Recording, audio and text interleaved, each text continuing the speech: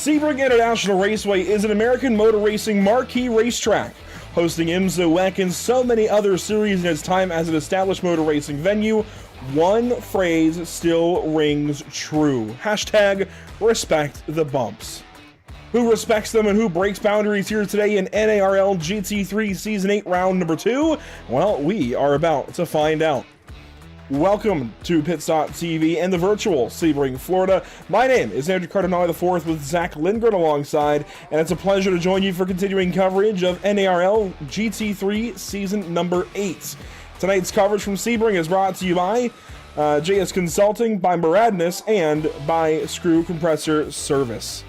We are ready to go racing here just about anyways, Zach, and Sebring is always a fun racetrack to go to. We had the privilege to broadcast a race here for NARL just a few weeks ago on a Sunday for their Sunday racing activities in kind of a one-off deal, and I'm glad we got to do that. It was like a warm-up with Zach Murdos on the mic. That was fun.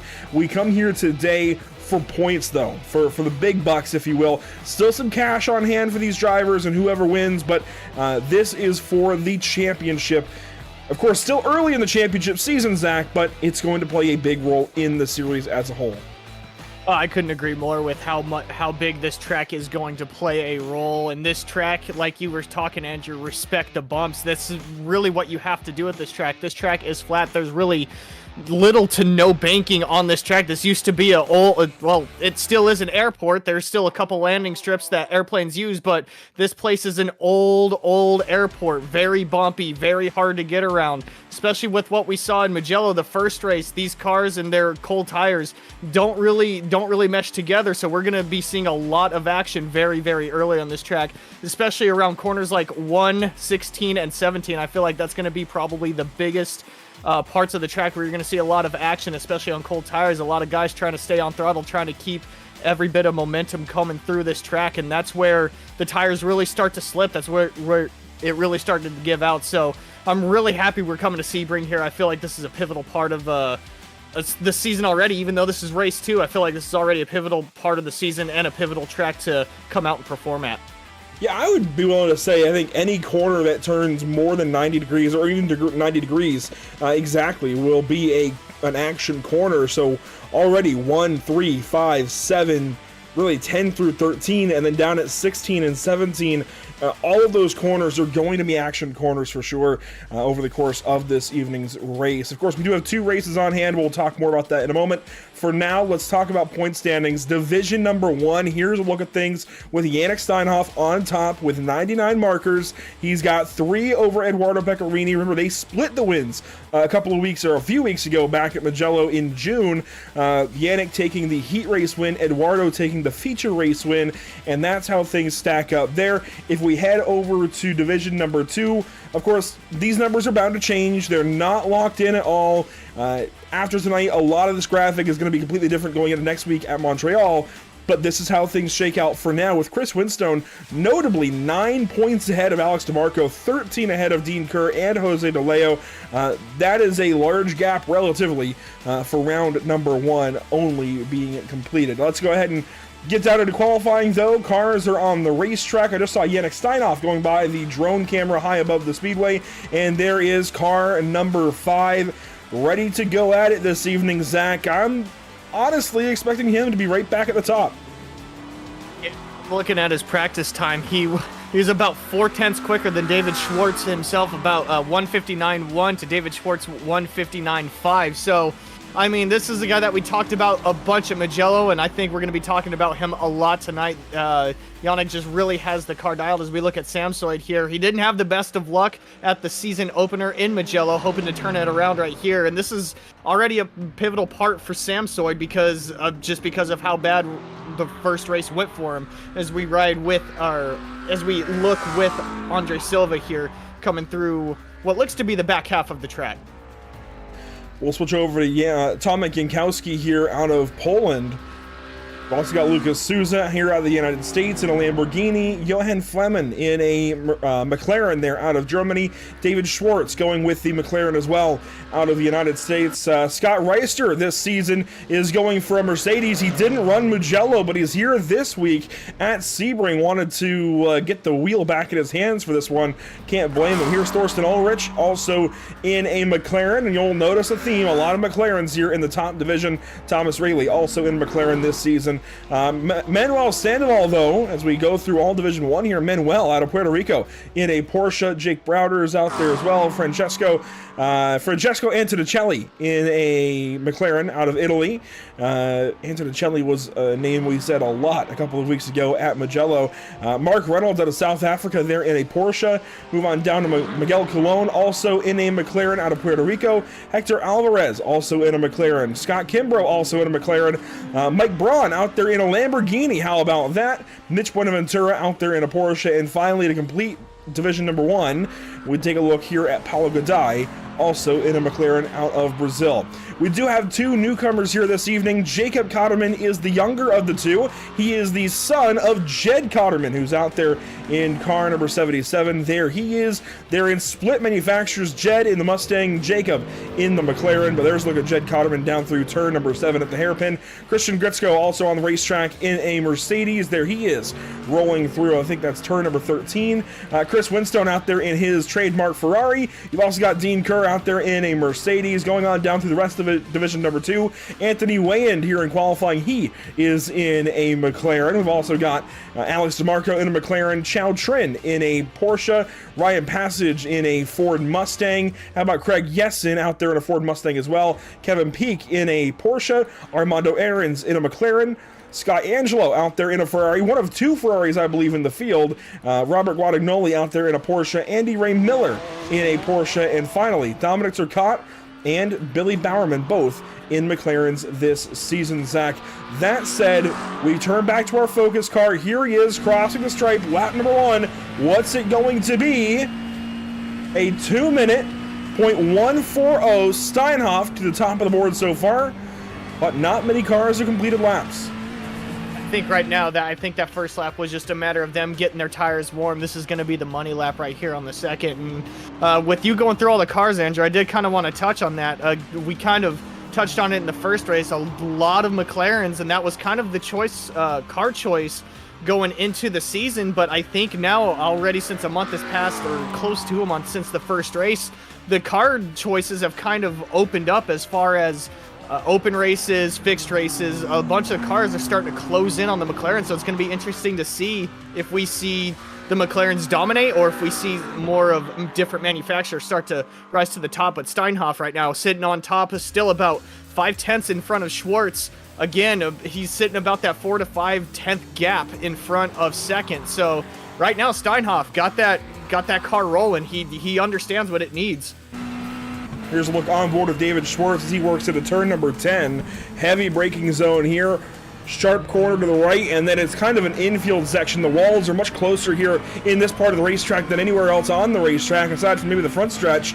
So walls are closer in. It feels tighter. It is tighter here through turn number 13. David Schwartz nailing that apex, tracking out nicely. This looks like it could be a good lap, and let's be honest, his first lap was a good lap. It's just that half-second back of Yannick Steinhoff. One of the things that we saw briefly there with Schwartz was that the wheel wasn't really moving. He was really gentle on the wheel. He wasn't really reflexing. There was really no correction in that car.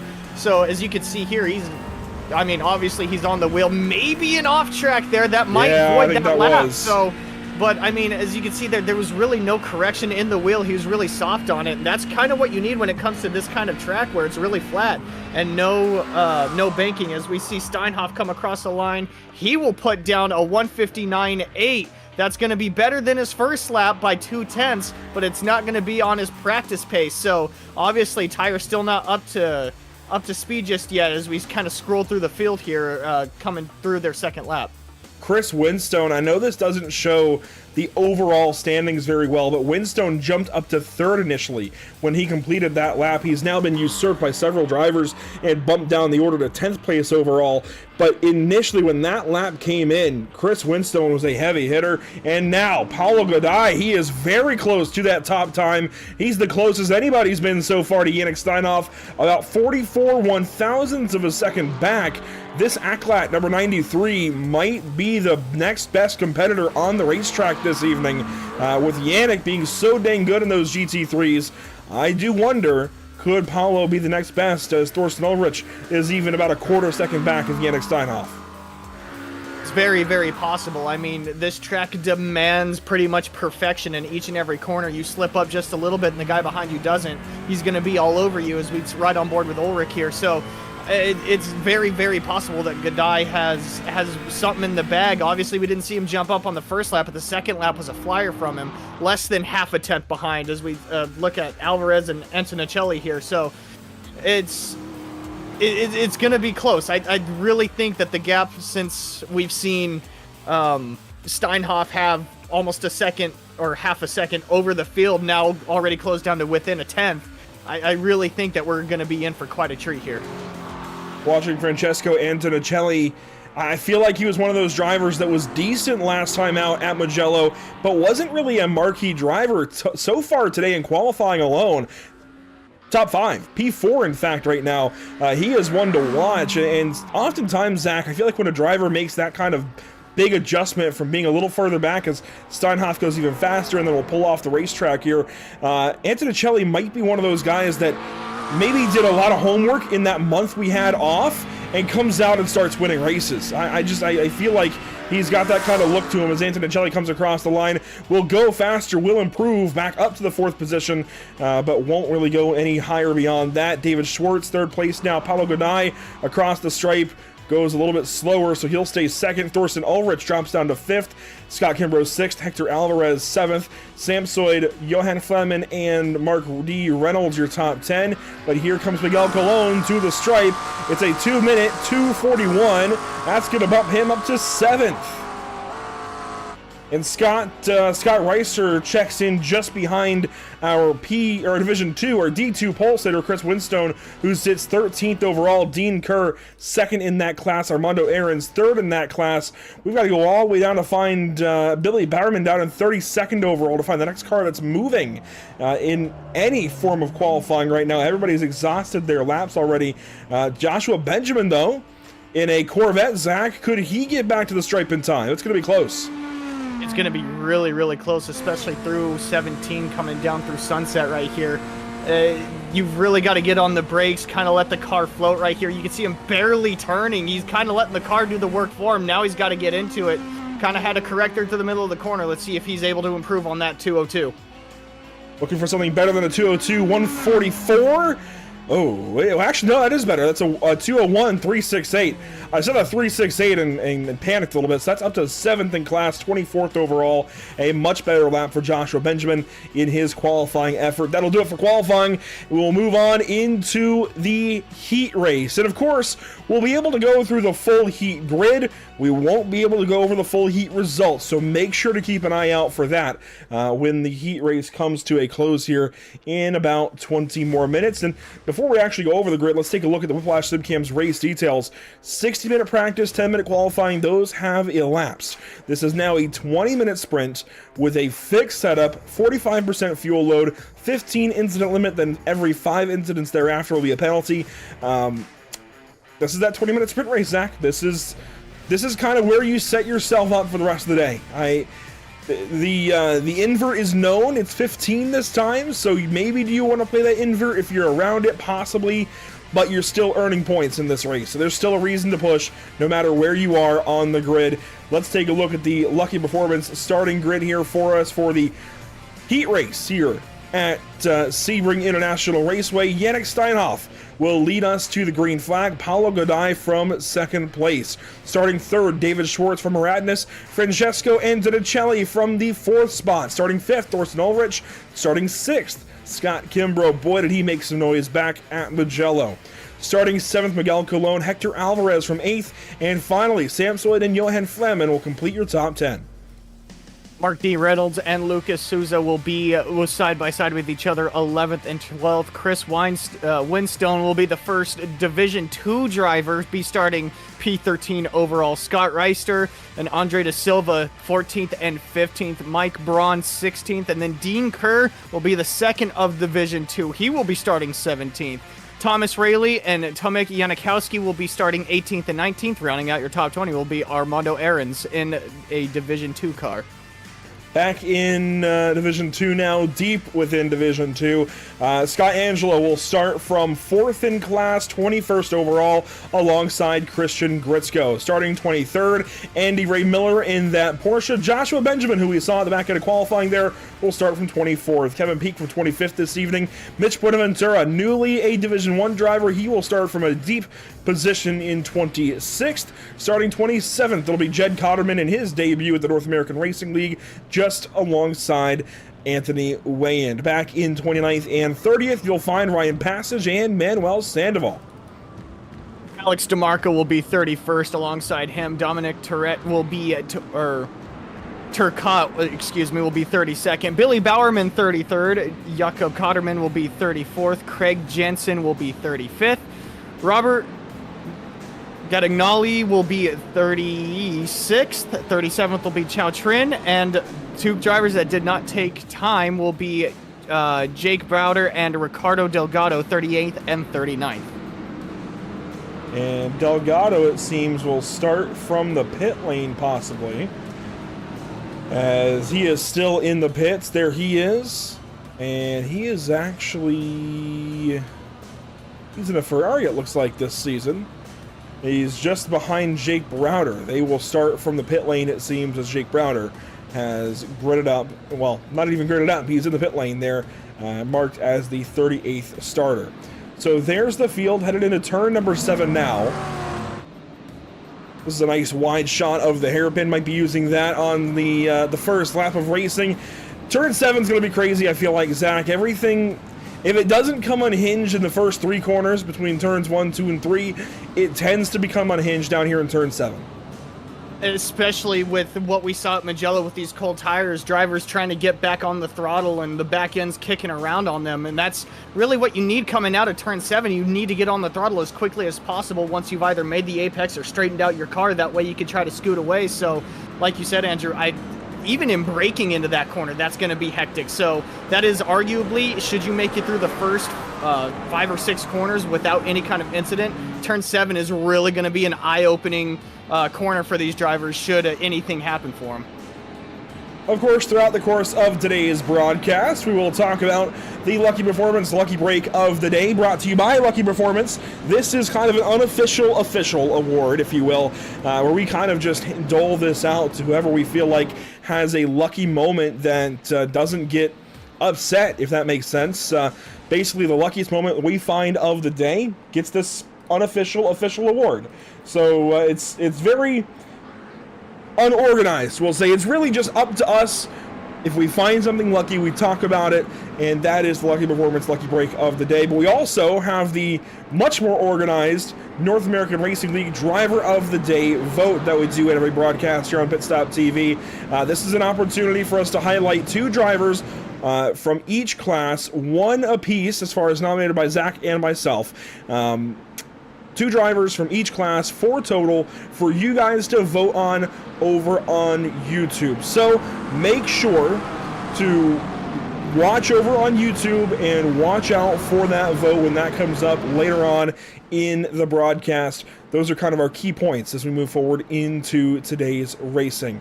Of course, we won't be talking about the Driver of the Day vote during the heat race, only during the feature later on. And here we go, Zach, through Sunset Bend and around to get the green flag.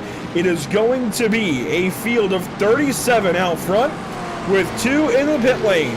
Yannick Steinhoff to the green flag here. A late start from Yannick, and we are 3 wide racing here at Sebring.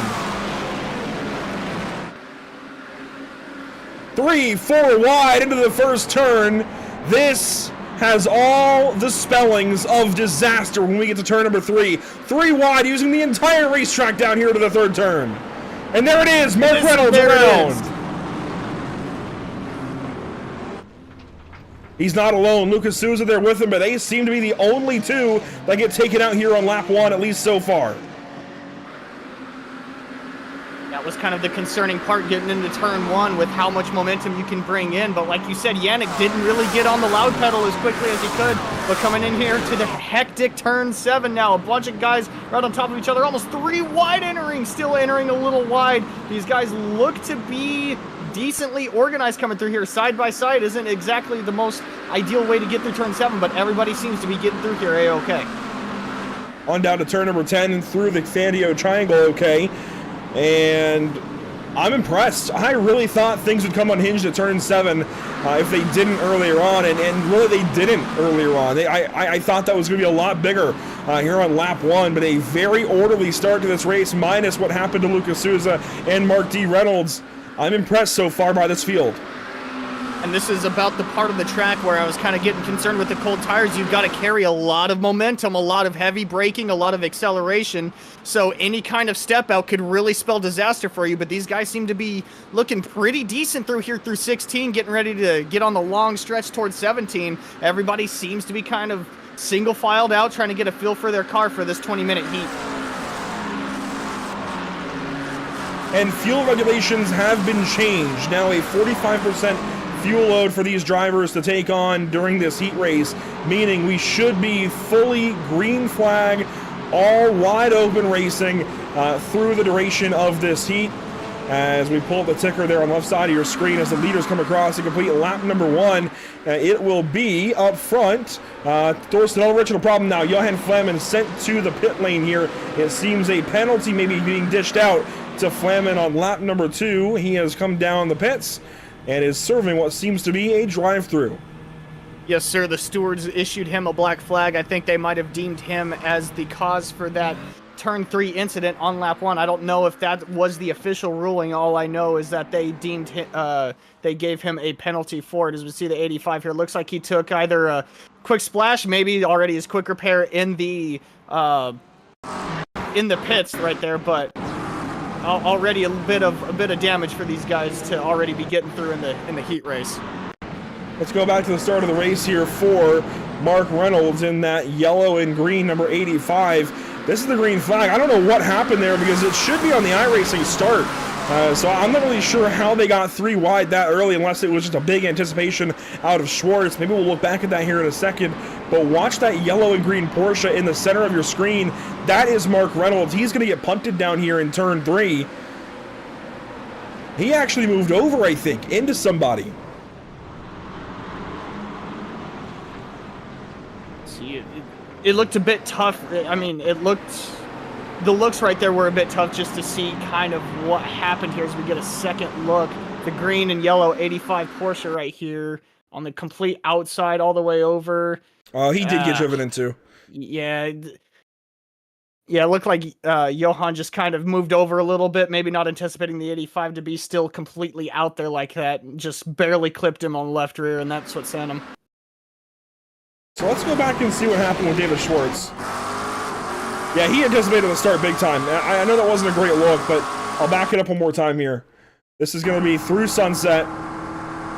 Listen in and watch the RPMs.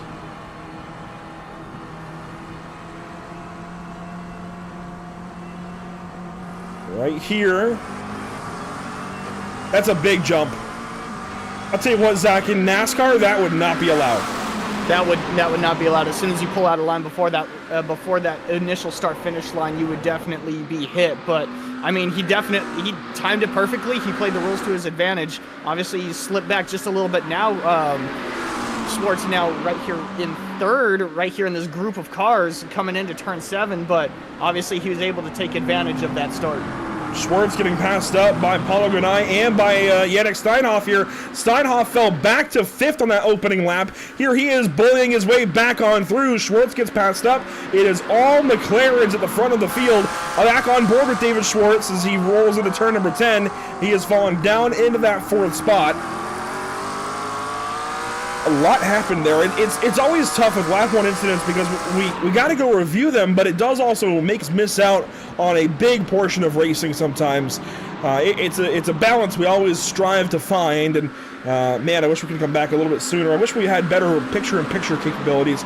Maybe one day, Zach. But for now, at the front of the field, it's Dorset Ulrich over Paulo Gaday and Yannick Steinhoff. That's your top three. David Schwartz, Miguel Colon, 4th and 5th. Hector Alvarez there in 6th. And Samsoid in 7th. Francesco Antonicelli in the 8th spot. Scott Kimbrough in 9th. Scott Reister in 10th. So a great start to the day for Scott Reister. Zach, this guy is up from 14th to 10th. I know that doesn't sound like a whole lot, but those 4 spots, that's a lot of points. Especially right here in the middle of the pack, it's difficult to kind of maneuver and get anywhere if you're right there in the middle of the pack, especially at the start in Sebring. This track, even, a little bit of a wiggle, goes a little wide here through the final corner, but, I mean, right here in the middle of the pack at the start, this track seems to be wide. It's really not. The only really running one lane as Alvarez goes purple, but Rister able to take advantage of any kind of inconvenience to other drivers to move up a couple positions right there in the middle of the pack. And if we check down on division number 2, Chris Winstone leads in class there. So they started alongside each other, did Reister and Winstone. It's now problems for Jed Cotterman and Kevin Peak. They slow there out of turn number 1. Let's go back and take a look at what happened, as there was some tire smoke in the air from these two. Here's a look at Peak. Oh, wow, they actually spun both on their own. Maybe just a little bit too much wheel, maybe just a combination of too much wheel and a little bit too much gas right there to send that back end around. Watch this here. This is Jed Cotterman in that gray Mustang. That is... I've not seen synchronized spinning quite like that in a while. They did a really good job of it. They were almost in each other's tire tracks right there, but... yeah, like I said, I think that's just a combination, maybe a little bit too much trail brake to get that back end unhappy, maybe getting back into the throttle a little bit too soon. They seem to be recovered decently nice, no wall contact, car still clean. Obviously not what you want, but it's what they've been given. So I think right now with their cars being clean, I think that's the best they could have asked for. Armando Aarons runs 2nd in division number 2. Christian Gritzko runs 3rd. He has got Andy Ray Miller right behind. So there's these two nose to tail more or less through Le Mans. And there we go. Andy Ray Miller out into the dirt just a little bit. He will take an excursion there as Mitch Buenaventura is slow out of that corner. Buenaventura gets back rolling now in the 22nd, call it 23rd position, as Alex DeMarco will go on by. Scott Angelo, whoa, drifting through Sunset. What a job of hanging on to that race car. You don't hang on to that race car, so that is one heck of a job to get through Sunset, drifting like that, keep the car straight, especially on exit. As we come back up here to this front battle, I was kind of looking on my screen here. Schwartz was had the defensive line going into 17 over I believe this is Cologne here. Yeah, over Cologne. So Schwartz trying to stop the bleeding. We've been kind of documenting him falling a little bit through here. Again, taking a defensive line into 7. Cologne going to look to the outside. Not the most ideal position, but he's going to have a little bit of advantage on braking. Maybe a little bit of a door tap here. Cologne is going to be able to get in front of Schwartz. Alvarez going to follow in suit. Alvarez right on that back bumper of Miguel Colon. This is dangerous, right into the braking zone of turn 10. That looked... wow, that was impressive. That looked choreographed between those two. That's the word I was looking for. The way they both braked it right about the exact same time, and it sounds like there's some detest from the camp over there with Johan Flem, and they do not agree with that black flag from lap 1. We'll leave that to the driver and the admins. That is kind of beyond our pay grade, Zach. For right now, we've got some great battles in the top 5, top 10 or so here in division number 1. Division 2, pretty well spread apart with Chris Winstone out ahead, but Division 1 is wide open here. Sam Stroud running in 7th. Here's his onboard. I kind of talked about it earlier. Samsoid did not get off to the best of starts in the first race at Mugello. Samsoid wrecked in both heat and the main race, Samsoid already off to a great start here in the first heat, in the heat for Sebring. The first car that's not a McLaren.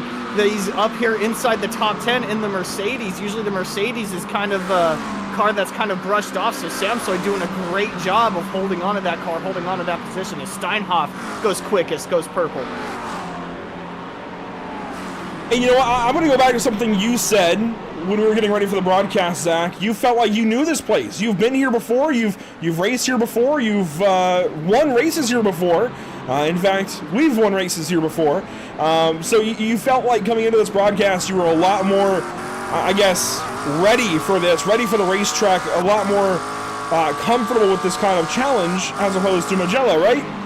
Well, I think a lot of these drivers feel the same way because Mugello is much newer to iRacing. Sebring has been on here forever, and they've likely run the Sebring 12 and what have you over the course of their iRacing careers so many times that everybody pretty much knows Sebring inside and out, at least the pavement. You don't need to know all the quarter numbers and quarter names, but at least the pavement. You have a feeling for this place much, much more quickly than a place like Mugello.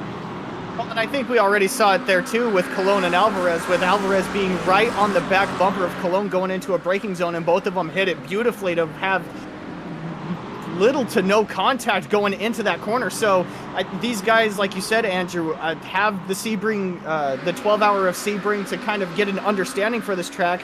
And I'm willing to bet some of them actually ran that Sunday race that you were talking about even earlier in the broadcast to get even more of an understanding of what these cars may need or what they need for this track. So, I mean, this track has been around on iRacing pretty much, I believe, since day one. Maybe not a day one track. Maybe a little bit after day one since iRacing's inception, but this track has been here for a while, and these guys obviously have a great understanding. As we see Steinhoff here going by G'day. G'day looking to have a crossover here in Sunset, gonna battle down the front stretch. Yeah, this battle not done just yet as they drag race down the straight. Thorsten Ulrich leading. Wow, look at that. Steinhoff goes even faster. So a 2-minute 1:06 there for Yannick Steinhoff. That explains why he was able to pass Paulo G'day relatively easily with a setup there out of Le Mans and down into Sunset. But it's not over just yet. Paulo's not just going to move over and let him have it and let him drive away. He's going to do his best to hang with that German in car number 5. Is problems for Sam Soid. Yeah, I heard a car drifting. I hate to see that at Sam Soid. I want to see what happened here because he was kind of in a cluster of cars. Doesn't really look like a lot of damage on that Mercedes, but kind of want to see what happens here in the replay. Racing with Francesco Antonicelli, as we noted earlier in this broadcast. By the way, Division 2 is... Oh, Scott Kimbrough's just had a problem. We'll try and get him when we come back live. But this is going to be Sam Soid down in the early sector here of this lap. Antonicelli dives in turn 3. I suspect there's going to be contact, right on the exit. Hard to say if Antonicelli tracked out too far or if Sam Soid pinched too far down from that one look. But we don't really have time for another. We want to check out what happened then to Scott Kimbrough. Pretty much right after all of this. And this is also, I think, with Antonicelli. Oh, yeah, Antonicelli either didn't get the carbo down or didn't start turning in when Kimbrough had anticipated him to turn in. It just kind of came together right there in the middle of 7. And there's Francesco, now 7th. His teammate, Andre Da Silva, right behind him. And I do kind of want to point out here, the stewards have deemed Antonicelli as at fault for at least one of the incidents. He has been black flagged for the as far as this heat race has gone.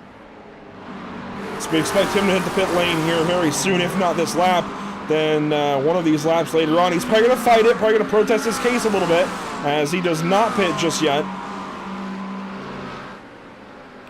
But the driver out of Italy will have to serve that black flag if he's been handed one, and it sounds like he has. So as we enter the final 5.5 minutes, the final quarter of this race, more or less, let's go back down to Division number 2, where Chris Winstone is your leader.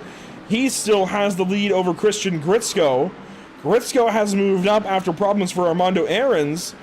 And it's just the nature of two classes on the racetrack at the same time. Zach, we missed this battle for second because we were covering battles for second higher up in the overall category.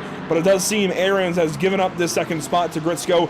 Further down the order, Scott Angelo runs in that 4th spot after his save with Andy Ray Miller. Alex DeMarco runs 6th, Dominic Turcotte runs 7th, Anthony Wayand in 8th, Kevin Peak in 9th, and Xiao Trin has cracked the top 10 of Division number 2. He started down in 37th. He's currently 27th, Zach. So when it comes to driver of the day later, this is something that we have to keep in mind. He started 37th here in the heat race. If he can move into the top 20 or something like that later on in the feature, that would be huge. And we talked about him a little bit in the first race at Mugello about how he had a bunch of bad luck go his way, not to his doing right there at the end of the Mugello race in the feature, but a bunch of bad luck nonetheless.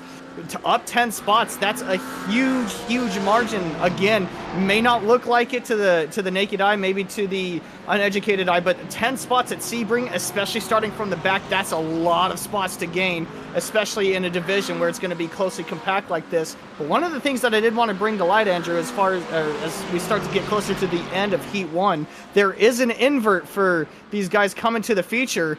And I did kind of want to point out right now that Chris Winstone, leader of Division 2, he is currently a part of that invert. He is sitting currently 13th overall. He's going to be currently sitting third should the invert go from the top 15, and everyone else behind him in Division 2 will not be a part of that invert. They are 16th on back, so Winstone will have a huge advantage should everything hold the way that it does here for that invert. And that could sway things for Chris Winstone big time, because not only is there's a problem now for Chow Trin, he's actually just dropped out of the top 10. Oh, there he is, slow. So Samsoid sits in that that invert spot right now in 15th spot as we look at this replay with Chow Trin and Dean Kerr.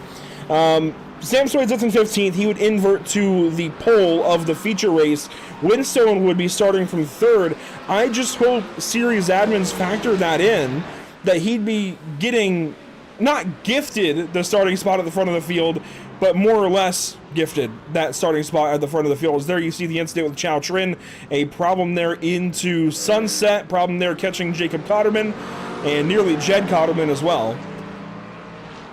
Both Cotterman's got a little piece of that. I'm not for sure who Chow Trin collected right there coming out of 17. That's just an unfortunate part of Sebring, really, when you're racing around somebody, just because of how fast these corners are. Should the person that you're racing around step out just a little bit or something happen to the point where it's out of your control and you're just along for the ride at that point. So very unfortunate. Good thing, though, this is only the heat race. Sure, you want to get as many points as possible. We still got a whole feature to get through. So I guess that's the silver lining here, but still an unfortunate part of racing at Sebring. So back to that transfer talk. Or not transfer, I keep calling it transfer. I'm used to transfers and heat races and whatnot from short track oval racing. Back to that invert, that's what we'll say. Back to the invert. I hope series admins take that into account as we get the white flag here in the heat race for none other than Thorsten Ulrich, as he leads the way and takes that white flag, brought to you by Whiplash Simcams. Problem for Antonicelli. He is into the pit lane. This should be a result of that penalty. Yeah, so I think this is a black flag. This is what he's serving for the black flag since this is the final lap. Which, again, coming back to the invert, this is going Let's to... go. Oh. No, everything you were talking about, I was just adding to it. Oh, my bad. I thought there was an incident on track. But yeah, no, this is going to allow Gritzko to jump up into the 15th position. This is going to put him ahead of Winstone should the invert happen. Winstone looks to be primed to win the heat race, but this is going to put him ahead really of everybody. If the top 15 is inverted, he's going to be P1 as soon as this, should everything hold as the feature starts, he will be P1. This is going to be huge. Christian Gritzko in the invert spot right now in 15th. Armando Aarons, boy, if he could get there, wouldn't that turn his day around? He runs in 16th right now. That would change everything down in Division 2 and really for this race overall. Out front, though, as far as what's happening in front of us, Thorsten Ulrich has driven away to a 1.3 second lead, and Yannick Steinhoff has made ground up, but not enough. It is going to be the Ride Sim Sport number 55 here down the Ullman straightaway. One more corner to go for Thorsten Ulrich in this heat race. Steinhoff got closer again down at Le Mans, but loses time down the straightaway. There you see the gap between the top three and into Sunset Bend. Here we go. Car 55 double nickel rolls out of Sunset and will take this heat race win. Back on the power all the way to the flag stand. There's the checkered flag. There's Thorsten Ulrich. checkered flag for Ulrich. He will win the heat race here at Sebring. And Steinhoff finishes the race with the fastest lap of the race. Here comes Winstone to win Division 2. I think what we've seen here is pretty much, it seems like track position is going to be key. So these guys that are going to be inverted, as we saw Gritzko here flashing his lights coming across the line, I think he knows what's at stake here as we see a bunch of these guys finish up the heat race. It seems like track position is going to be huge, and if you're able to be a part of that invert, I think you're going to be sitting pretty here. So memorize what's going on the left side of your screen on the ticker, because we won't be able to go through full race results once the heat race is done. We can try and go through some of it now quickly, but out front, it is going to be Thorsten Ulrich with the win, Yannick Steinhoff second, Paulo Godai third. On down through the top 10, you see guys like Scott Reister, Scott Kimber at the back end of the top 10. Down in 11th through 20th, Winstone wins the heat race. Gritzko in 15th will invert to the front, but he goes second here in the heat race over Armando Aarons and Scott Angelo. Andy Ray Miller there checks into the top 20. Further on down the order, here's 21st through 30th, Alex DeMarco, Dominic Turcotte, Francesco Antonicelli. These guys will all be mired in the back. I mean, Antonicelli and Flamen, they have a chance maybe to drive through the field possibly, but they've got a lot of work to do in that 40-minute feature race. On back to the final page of results, it seems like Jed Cotterman just got by Jacob Cotterman by the end of that heat race, so the father-son pairing will go the way of the father, at least for now. We're working to warm up now, Zach, and this is an opportunity for everybody to kind of reset and get ready to go for 40 minutes. Yeah, and I think this 5-minute warm-up, should anybody take advantage of it, I think now this is just a time to perfect your line. Anything that you found in the heat race or anything that you thought you might be able to do, but you couldn't exactly do it because of either other cars or speed, whatever it may have been, now's the time to test it out to see if it would work in your favor or not. So this 5 minutes may be a crucial role for what we see in the feature race. While these drivers decide if they want to use the track time, it seems like Robert Guadagnoli will do so. But let's take a look at what's upcoming for us here at Pit Stop TV, because it is heavily NARL. I'm not sure how we ended up with two different times being displayed on there, but I promise you the Thursday, July 31st race will be normal time, 7:45 Eastern. Interesting. I'm not really sure how I got 8:15 on there, but regardless, that'll be normal time still at Montreal next week. 7:45 Eastern will be when we go live. And then, Zach, look at that, on Tuesdays, Summer Shootout at Charlotte Motor Speedway. That's coming to a close this coming week. So we are back to BRB Butt Kicker Cup Series action, beginning with Tuesday, August 5th, when we head to The Rock. So some traditional NASCAR oval racing heading back to the channel here very, very soon. And then, Zach, we head out to Charlotte Motor Speedway for the Roval round here for us in the North American Racing League. That will be round number 4 of the season. And if we look at the full schedule as a whole, boy, that is slotting in a very, very pivotal spot. It really is. And I mean, we were kind of talking about it at Magello here, obviously here at Sebring, but Circuit of Villeneuve up there in Canada and then down in Charlotte, I feel like those are obviously two wildly separate tracks. Canada, it's a race course all its own, a whole road course, where Charlotte is built into an oval. The road course is built into an oval. So we're going to see two vastly different races just because of how the tracks lay out, but also how the GT3s perform there. So I'm really excited to see how, after Sebring, how the next 2 weeks kind of stack up for these guys. And then, of course, it's on to Donington Park in round number 5. A week off there on August 21st. We come back at Portland on August 28th, and then it's to Chicago and Zolder for the back end of the season. So it's a slow start, but the rest of this season is going to flash on by in about a month and a half or so from now to the end, or the middle, rather, of September. Sebring, Canada, Charlotte, England, Portland, Chicago, and Zolder will all happen very quickly. And these are some interesting racetracks as well. You know, of course, next week at Montreal, that is going to be a semi-permanent road course built on the streets there in Montreal. It's more of a road course than a street course, but it's definitely, you can tell it's built from streets into a road course. You mentioned it, the road course built into the oval there at Charlotte Motor Speedway.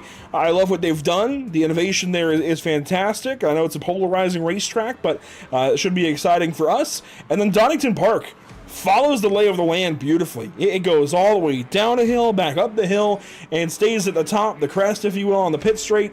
That's going to be a lot of fun. Portland, have you done any laps at Portland yet, Zach? I have not. I've been around people that have turned some laps at Portland. They say it's probably one of their favorite tracks already, just because of the speed that it can carry. Another flat track. A lot of tracks that seem to be flat here, as we obviously Sebring here.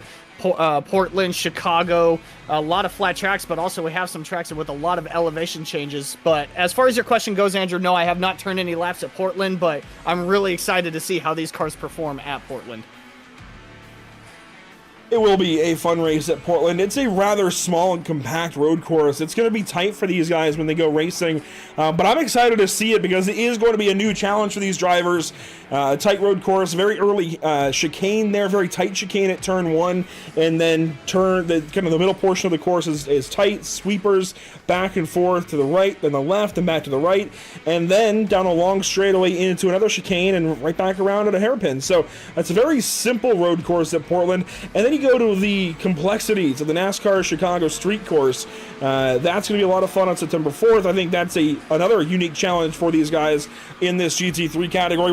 We're technically, Zach, as of right now at least, hitting 3 NASCAR tracks. But if you wait a year or two, maybe we're hitting that 4th at Montreal. I don't know. We'll see, as there's some rumblings about Montreal hitting the NASCAR calendar. And, of course, it's been on the NASCAR Xfinity Series calendar in years past. But then Zolder out to a NASCAR Euro Series track at Circuit Zolder to back up the end of the season. We're into our feature race territory now. Zach, let's take a look at the Lucky Performance starting grid, with everything being changed up and changed around here for the grid in race number 2 of the day. Christian Gritsko will start from pole position, Samsoid from second. What a unique front row. Thomas Rayleigh, Chris Winstone there in row number 2. Row number 3, Mike Braun and Scott Reister. Row 4, Scott Kimbrough and Andre De Silva. Row 5, to complete your top 10, it'll be Tomek Jankowski and David Schwartz, who finished 6th there in the heat race. Continuing on, 11th will be Hector Alvarez, 12th Miguel Colon, 13th Paulo Gadai, 14th Yannick Steinhoff, and 15th will be your winner of the heat. It's going to be interesting to see how quickly he can get up through the field. Thorsten Ulrich will start 15th. Armando Aarons will be starting 16th. Scott Angelo 17th. Emmanuel Sandoval will be starting 18th. Mitch Benaventura will be starting 19th, and rounding out your top 20, Andy Ray Miller.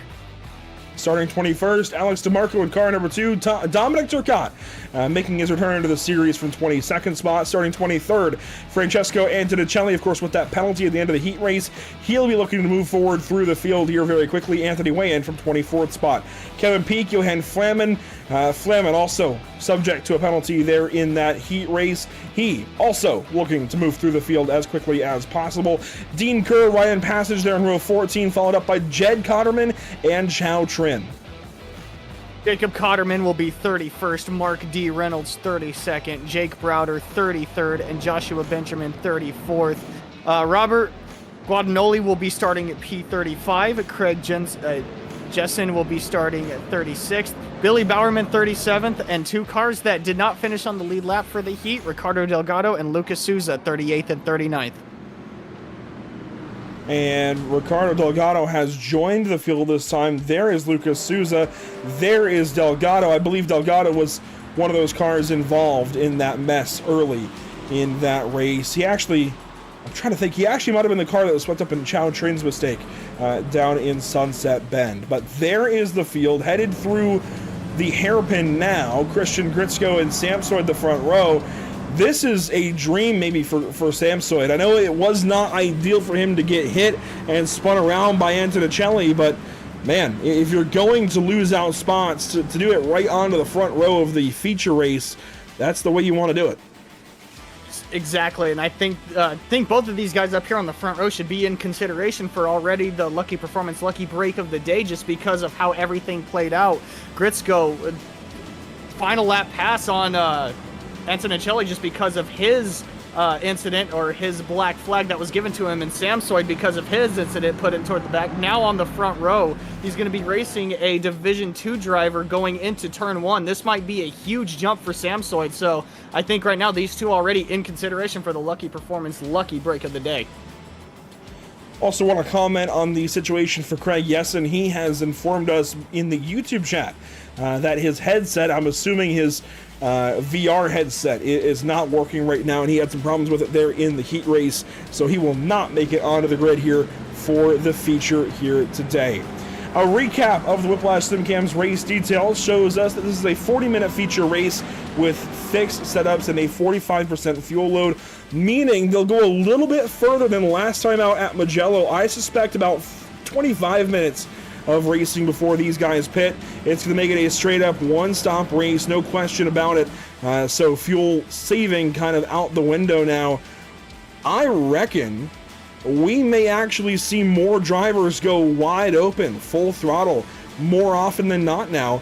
I think you'll still have drivers that save gas and try to play that fuel game in the pit lane, but I think we'll see a little more just straight up going for it as a result of that change. No, I couldn't agree more, especially now with the one stop being a guarantee, make it to the end. Some drivers may be trying to cut it short, some drivers may be trying to go long. I feel like track position is still going to be key here, but as we round the final corner, Andrew, we're getting ready to get this thing going here in the future. We'll turn the music down and turn the engines up. Here we go. Christian Gritzko, Samsoid, that's your front row. Thomas Rayleigh, Chris Winstone, row number 2. Into the start zone. We are racing, and a heavily anticipated green flag has us all over the place down the front straightaway to turn number 1.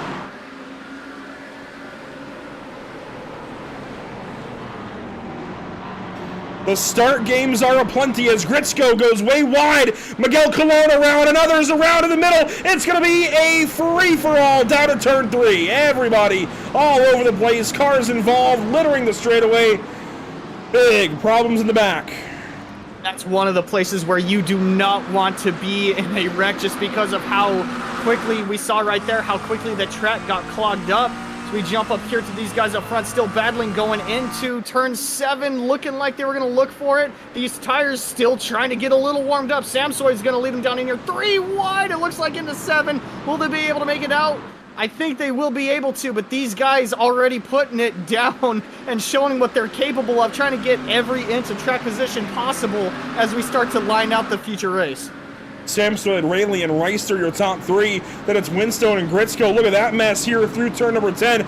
That is truly a mess of cars trying to get through those couple of corners side by side. That's Yannick Steinhoff in the 5 on the right side, and then the 70 of Hector Alvarez there on the left side. Anthony Wand is turned around. He is actually headed into the barrier there at one point of the racetrack. But let's go back up to that Yannick Steinhoff, Thorsten Ulrich battle. Side by side contact there. Cars making some beef between corners. They're really pushing it to the limit, especially on tires that are cold. Maybe a little bit more contact. We had a car try to go off through the middle. That's going to be a slowdown. Rejoins right in front of him. Still going to have to slow down, maybe check up the drivers in front, losing a little bit of grip out of 16. These guys are putting it all out on lap 1 of the feature. And Gritzko now going to go under fire. He has got a bunch of cars in his back bumper down to Sunset Bend. Look at this, a bunch of D1 cars trying to pass him all in the same corner. This is absolute chaos at these feature race starts with this invert. Gritzko here is going to hold in front, or excuse me, he's going to fall a little bit to Winstone. Winstone now going to take the overall lead for Division 2. Gritzko now trying to pretty much get into a rhythm. We saw him go wide in turn 1 of the initial turn 1 of the feature. So Gritzko trying to get into a little bit of a rhythm now. Seems to have found a pocket here. Maybe he can get something going now. Yeah, I don't think it's insulting to say the D1 drivers have a better pace than Christian Gritzko, and that was apparent that first lap.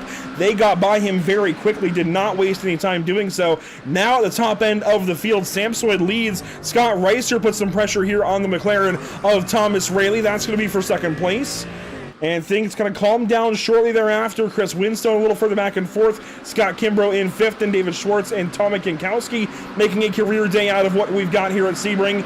Gritsko has actually moved on by Yannick Steinhoff, so problems for the 5 car maybe. A dive now from Steinhoff. That was aggressive.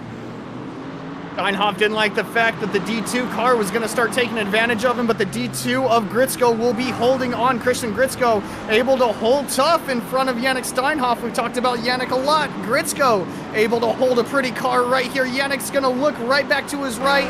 Little bit of a mix-up there from Gritsko. Yannick here going to put the pressure back on. On board with Christian Gritsko, hanging off the right side of that car. Ulrich now up the inside of Gritsko here into Le Mans. This is absolute calamity all over the racetrack still as everybody sorts into their places. Gritsko now falls down to 11th in front of Antonelli. We've had incidents in the background, I will say. For the most part, it looks like it's sorted out. Alex DeMarco, the 1 car, not rolling right now. Manuel Sandoval at the back end of the lead lap. Johan Flamen, I saw problems for him. Actually, I saw something there from Gritsko. He was moving around into the entry there of Sunset. Can't miss that. As here comes Antonelli. Oh my gosh. Gotta catch a breath. We have word down from the tower of NARL. The stewards had deemed Mike Braun at fault for one of the incidents on lap 1 as at fault. So Mike Braun will have to serve a black flag, the number 108 D1 driver. But as we stay on board here with Gritsko here trying to kind of minimize the bleeding. He knows that the D1s are going to be all over him. They are, in fact, all over him, but he's holding a pretty line, maybe leaning on one of the cars a little bit. He's still going to hold strong to the outside here. That time, Gritsko relatively dispatched of that time. He got shot out to the outside of turn number 5. Here comes Jake Browder on his side. Jake Browder, do you recall, Zach, he started race 1 from the pit lane. He actually, you know what, now that you bring it up, I do remember him starting it from the pit lane. Now here he is up inside the top 15.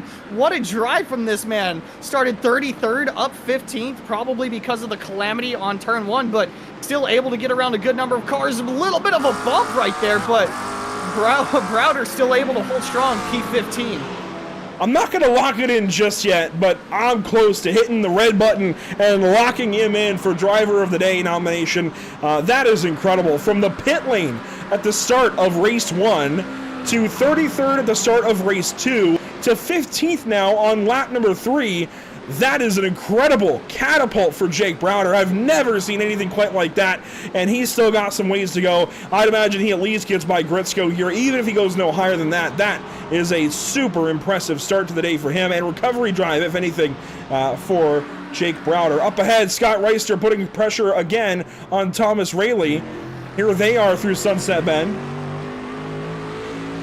These two have we kind of documented it earlier. These two have kind of been on top of each other, but not have let Sam Soyd get away. Sam Soyd still about just a second up the road from Rayleigh here, but Reister still all over the back end. As Schwartz puts down, well, I take that back. Steinhoff goes purple. 2 minutes and 2 minutes, almost pretty much even. So Steinhoff with the quickest time, but these guys not letting each other go here. I mean, these guys, oh, big send almost across. Watching Yannick Steinhoff here from Pulse Sim Sport. He gets by Andre da Silva. It sounds like maybe the 2 German phenoms have got some damage. Certainly some damage for Yannick Steinhoff, or maybe it was Thorsten Ulrich. Well, the car looks okay, Zach, but we're being told that Ulrich has got some damage. I'll be honest, the car looks okay to me. He might have got bumped, but I don't see any visible damage. I'm not saying there isn't any damage, but I'm not seeing any visible damage. And it might just be maybe, I don't know, maybe he's feeling something slightly different with the car. It could be. I mean, like you said, there's really no visible damage. I see some left foot damage. He's not really most comfortable in the corners. The car's dancing on him a little bit, so obviously steering not where he wants it, or handling not where he wants it. So it's very plausible that there is damage, but like you said, that as far as visuals go, maybe the slightest bit, but not too much. Let's go to a slow-mo here if we can time it just right. Okay, right. Oh, I don't have my circle on. Hang on. Can I not use my my whiteboard anymore. Oh, well, I slowed it down anyways. You can just see a little bit of damage on the left front of that car. I used to have a telestrator kind of thing that I was trying to use there, and I guess it's broken. Must have been an OBS update that killed that. But moving back up front of the field, this is a hairy little battle here with Scott Reister actually losing spots. He is down to the 3rd position. Who is that right ahead of him? Is that a lap car? That is. That's actually DeMarco. The stewards handed down a kind of info to all the drivers to let the lap cars please let the guys in position by. So I think that's kind of what that was here. So back to live picture here, nearly 9 minutes complete. Scott Kimbrough working on the back end of Scott Reister. David Schwartzen right behind as well. This is going to be close down into turn 7. Kimbrough, though, holds back of Reister for now. And I wonder how much fuel saving will we see from these guys now, because I'd say this top 6 or so, they know they're separated from the rest of the field by a little bit. I'd say maybe top 5 separated from the rest of the field by just a little. Do they maybe save? Do they maybe try and use the pit stop to their advantage now that they're kind of settled into their spots? And I think, I mean, it's a guarantee 1 stop, so it just depends on when you use that 1 stop. Obviously, if you're going to come in short, you want to try to jump the field, a little bit of an undercut. If you want to go long, you're trying to pretty much play that long game of maybe track position in and of itself. But I guess it just depends on what the strategy is here. We know it's a guarantee 1, so it just depends on when you use that 1 stop. And Chris Winstone has fallen right back to the position that he ended that race in earlier on in the day. 13th place overall at the moment as he slots in behind Hector Alvarez. And this now puts Christian Gritzko right behind him more or less, about 1.7 seconds back. Gritzko with an opportunity to hold off Jake Browder and try to run down Chris Winstone. This could be a decent race yet for Christian Gritzko, despite the less than pretty start of the race. Yeah, with all the D1 cars trying to take advantage. Oh, a little bit of a wiggle going into 17. Oh, I'm sorry, from the camera angle, I thought he was sliding there for a little bit, but I mean, like you said, a less than ideal start for Gritzko. He's still in contention. He's just 2 seconds behind Winstone, with now not a lot of D1 cars behind him, so he can kind of settle into a groove here. Still a lot of racing. We're just under 30 minutes now, so still a lot of racing to go, especially at Sebring. A lot could happen. So Gritzko, I don't think he's out of it. Definitely still got a good chance to get up there to Winstone. Whoa, there's a car with no front bumper. That's going to be Scott Angelo, it looks like, and he's using the lack of bumper there on the back end of Ryan Passage as they work through the early part of this lap. But this is chaos back here right now. Jed Cotterman is just ahead of it. Chow Trin as well. He's in the top 5, by the way, overall. Not overall, but top 5 in class. So that is a big jump up for Chow Trin. And look at this, Lucas Souza to the outside, or inside rather, of turn 7 on Scott Angelo and was looking on Ryan Passage. Now Jacob Cotterman slows up. This is a bunch of guys at the back of the field looking for their spots in this train. And it's so difficult because right here, obviously for the guys at the back of this pack, you see a lot of positions right here in front of you, but you got to pace yourself. You can't get overzealous because one little step and you lose all the positions to the guys behind you. So you really got to be on your game here, on par with what's needed to make sure that you're able to take advantage of any kind of mishap from drivers around. As we see everything kind of get lined out from the first corner to this part of the track, still these guys are right on top of each other. Johan Flaman without a front bumper, so he's lacking front downforce for sure in that number 13 car. Had that penalty in the first race of the day, and clearly this is a performance penalty, if you will, with that damage in this race. He is down a couple of spots from the start, and Jake Browder's got problems. I'm trying to get to him. There he is, spun around in the background. He keeps sinking through the timing and scoring, and this is why, Zach, I didn't want to give him my Driver of the Day nomination just yet. That's exactly why. We'll see what happens here on the replay, but I mean, that is a corner where you can easily get overzealous on the throttle here behind Gritzko. Maybe too much of a slow up here, threw in the car a little bit too hard. Yeah, just the back end steps out on him. Big frontal impact into those tires. I don't know if that's going to give him any kind of steering damage. Obviously going to give him some downforce damage. So he's going to bring it in. He might use that quick repair. I think these drivers each have 1 quick repair per race. So he might come down, use it real quick to try to get back out on track as quickly as possible. They do have that 1 fast fix. He'll likely be using it, but it's too early, I think, to make it to the end on fuel. It might be just on the edge. We'll see if maybe he can save enough to go to the end of this one. Out front, Samsoid by just about 9/10 over Thomas Rayleigh. It's still anyone's race at the top end of this race. Samsoid, Rayleigh, Reister, Kimbrough, and Schwartz, your top 5. Sitting in in 6th, behind that group, Yannick Steinhoff. I am all over the place today, Zach. I know we were breaking the rust off a month ago at Mugello. I think some rust has reaccumulated since then. But here is Steinhoff. He runs in 6th. Down the order in Thorsten Ulrich is 9th. In 9th is Thorsten Ulrich. See, again, I'm mixing things up. It's been one of those days. But Ulrich, sitting in the 9th spot, he is, as we're being told, at the liberty of some damage. Otherwise, Zach, considering he won the heat race, I would expect him higher up the order. Well, and right now, with 25 minutes left in the race, there's still a lot of racing to be had. But no, I'm kind of in the same boat with you, Andrew. I kind of expected him to be, at the very least, with Steinhoff, maybe, closer to him. Here we go. Here's a big play. Oh, he's come big pit stop. This is a big strategy play, like you were talking about with the driver that just came in. I forget his name right now. That rust is really kicking in. Yeah, Browder with coming in. So this might be right on the edge of it. Ulrich here making the most of any kind of strategy, any kind of position loss that he had at first, going to try to make it up with this stop once everything cycles out. And of course, this is an opportunity to, if he has any damage, it sounds like he does, but if he has any damage, this is a chance for him to reset that, get back on the racetrack, and make better time. So this is a huge, huge play for car 55. He'll work back onto the racetrack here in what will be, for now, the 30th spot or so. So obviously that doesn't sound good, but it's because of the pit stop. Here we go, side by side through turn 7. This is at the back end of D1, more or less, right at the edge of the top 10.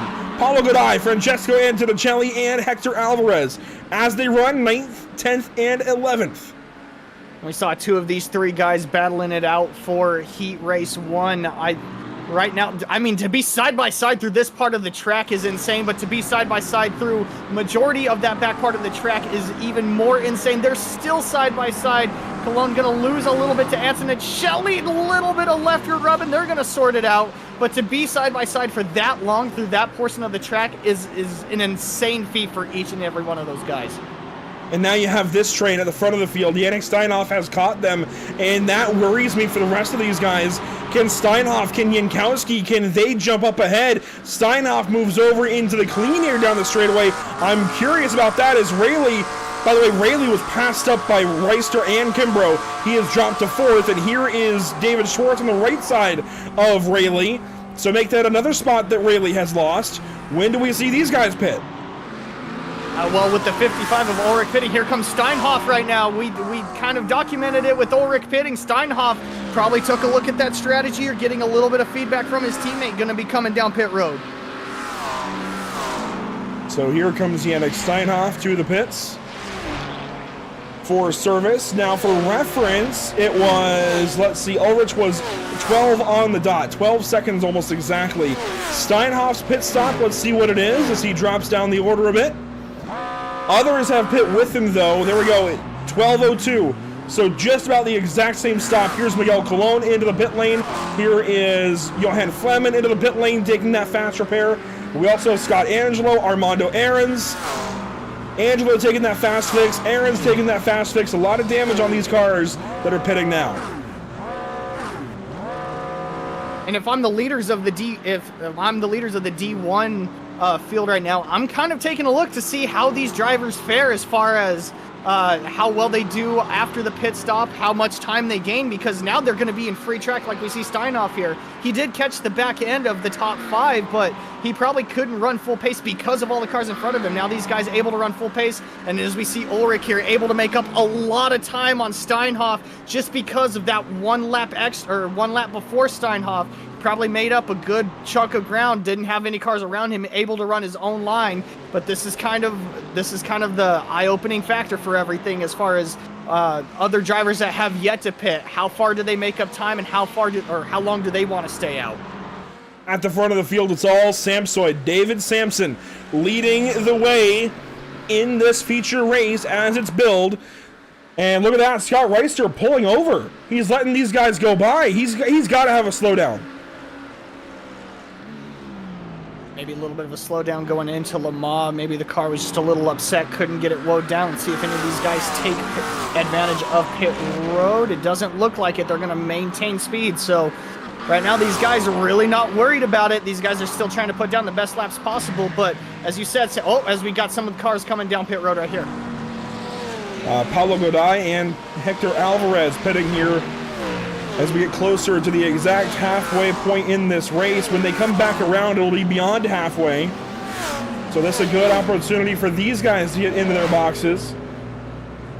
Hector Alvarez, Paulo Goday there as well. Tommy Kwiatkowski, he is on the back end of Thomas Rayleigh.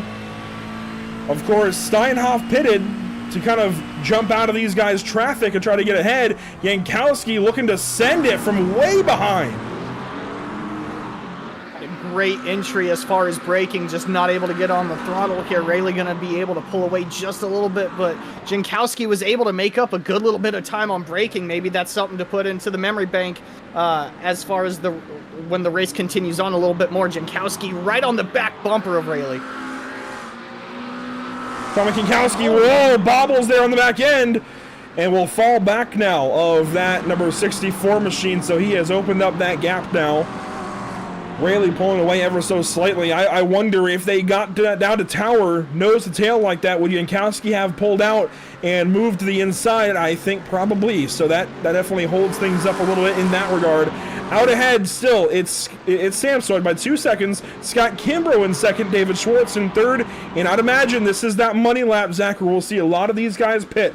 Down in division number 2, though, Chris Winstone still leads, and he has got a much larger gap now to Christian Gritzko to the tune of about 4 seconds. There's Gritzko rolling through Le Mans, followed up by Andy Ray Miller right behind. That is the closest battle for now in Division 2. The next closest fight would be Chao Trin and Ryan Passage. There they are. These guys working their way through. We jump up front here again to Division 1. Oh, we got another pit stop right here. Now, we kind of envisioned halfway would be a lot of these guys coming down. Jankowski's going to take advantage of pit road here. Not a lot of other drivers are going to come down. This is going to kind of relieve Jankowski behind Rayleigh as Delgado also comes down. So these guys here looking for clean track, but the disadvantage for coming down this late, they're going to be jumping out with people that have already pitted. So maybe not the cleanest of track that they're going to come out to. Yeah, I don't expect to see much in the way of tire stops for these guys. It should be, especially now with taking less fuel because of the higher fuel load, I don't think we're going to see many tire stops, if at all, the rest of this season. It's going to be straight up just gas and go for these guys as they're able to pit a little bit later into the race even. So things changing there. I want to go back to that Chao Trin fight, though, because he has moved into the top 5 squarely now in division. And he currently runs in the 13th spot overall, 4th in class, as the Division 2 drivers have started to make their pit stops. Dean Kerr pitted a couple of laps ago. We also had Joshua Benjamin a couple of laps ago, Armando Aarons a couple of laps ago, Anthony Wayand pitted recently. So a bunch of Division 2 drivers starting to find their way to the pits. But Chao has just been all over it today. He started down south of 30th spot. I think it was 37th or 33rd, something like that in the heat race. Now up to 13th. Of course, this will change. I think probably 18th or 19th will be where he finalizes for the day. That's still top 20 after being nearly 40th at the start of the day. Jump back up here to Samsoid to see if these guys are finally going to come in for the pit stop. Samsoid going to stay out. So, same thing with the top 3, Kimbrough and Schwartz going to stay out. Let's see if these guys behind him rate. Oh, looks like somebody right here in the Mercedes is going to come in. Scott Reister. Scott Reister comes in. He's going to decide to take pit. Same Chris thing Winstone. Right here with Chris Winstone. Thank you, Andrew. I do really very much appreciate your help with the names. I only really know now. I'll get better with it, I promise. So, and Andrew, what about this one? Right Ryan Passage. Ryan Followed up by Passage Jed Cotterman. Well, we see a lot of the D2 guys now starting to take advantage of that. Now, this is going to really start clumping up the guys that came in earlier as far as, oh, big send here. Look like he almost missed it right here. That was Billy Bowerman getting the buzzer beater pit stop. Here's Scott Reister, a little bit longer of a stop as well. So you see those Germans go by. They're on the right side of your screen initially, now left side. They have gone by. That's Ulrich, Jankowski, Steinhoff, all going by Scott Reister. So he will lose those spots big time. This is going to be a completely different race when we get the whole field cycled through. And I think this is a big eyebrow raiser to the first five that have yet to pit. The fact that Reister has been overtaken by Ulrich, Steinhoff, everybody that pit early. Now that those guys are back out in front, now this is going to be a big eyebrow raiser for those guys that are still up front that have yet to pit.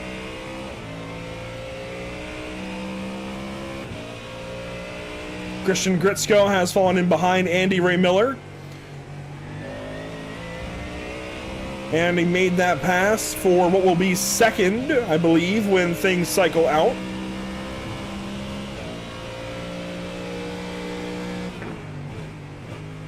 Right now, Gritzko just, I mean, I think the pace is still there. Maybe he's still trying to get a feel for the car, but falling a little bit through the field, especially in the D2 field, now falling to third so far. Well, second right now, because it looks like D2 of Winstone has come in. Yeah, Winstone came in the lap prior. Kimbrough will stay out this lap. We've gotten used to him being one of those drivers that will stretch fuel, but everybody else coming in, Samsoid and everyone else down the pit lane here. Samsoid, Schwartz, Rayleigh in the pit lane. Andre Da Silva, Mitch Buenaventura stays out. There he goes. But Samsoid, Rayleigh, Da Silva, Schwartz, Gritzko's in, Andy Ray Miller is in, Lucas Souza is in. And I noticed there Christian Gritzko had actually got ahead of Andy Ray Miller. I wonder if that will hold, as here comes Samsoid. Where is he going to blend with the rest of the field? Right now he's ahead of Yannick Steinhoff, but he's on the outside of the corner. Where will they be, Zach? Right behind him. That early pit really paid dividends. That clean track was enabled Steinhoff to pretty much put down the pace that he wanted to. He only has really one car to mess with right now, but we still got Kimbrough, Antonicelli, Bonaventura have yet to pit from D1. They still have yet to come out, but if this is any indication, it looks like they might come out behind that 5 car of Steinhoff.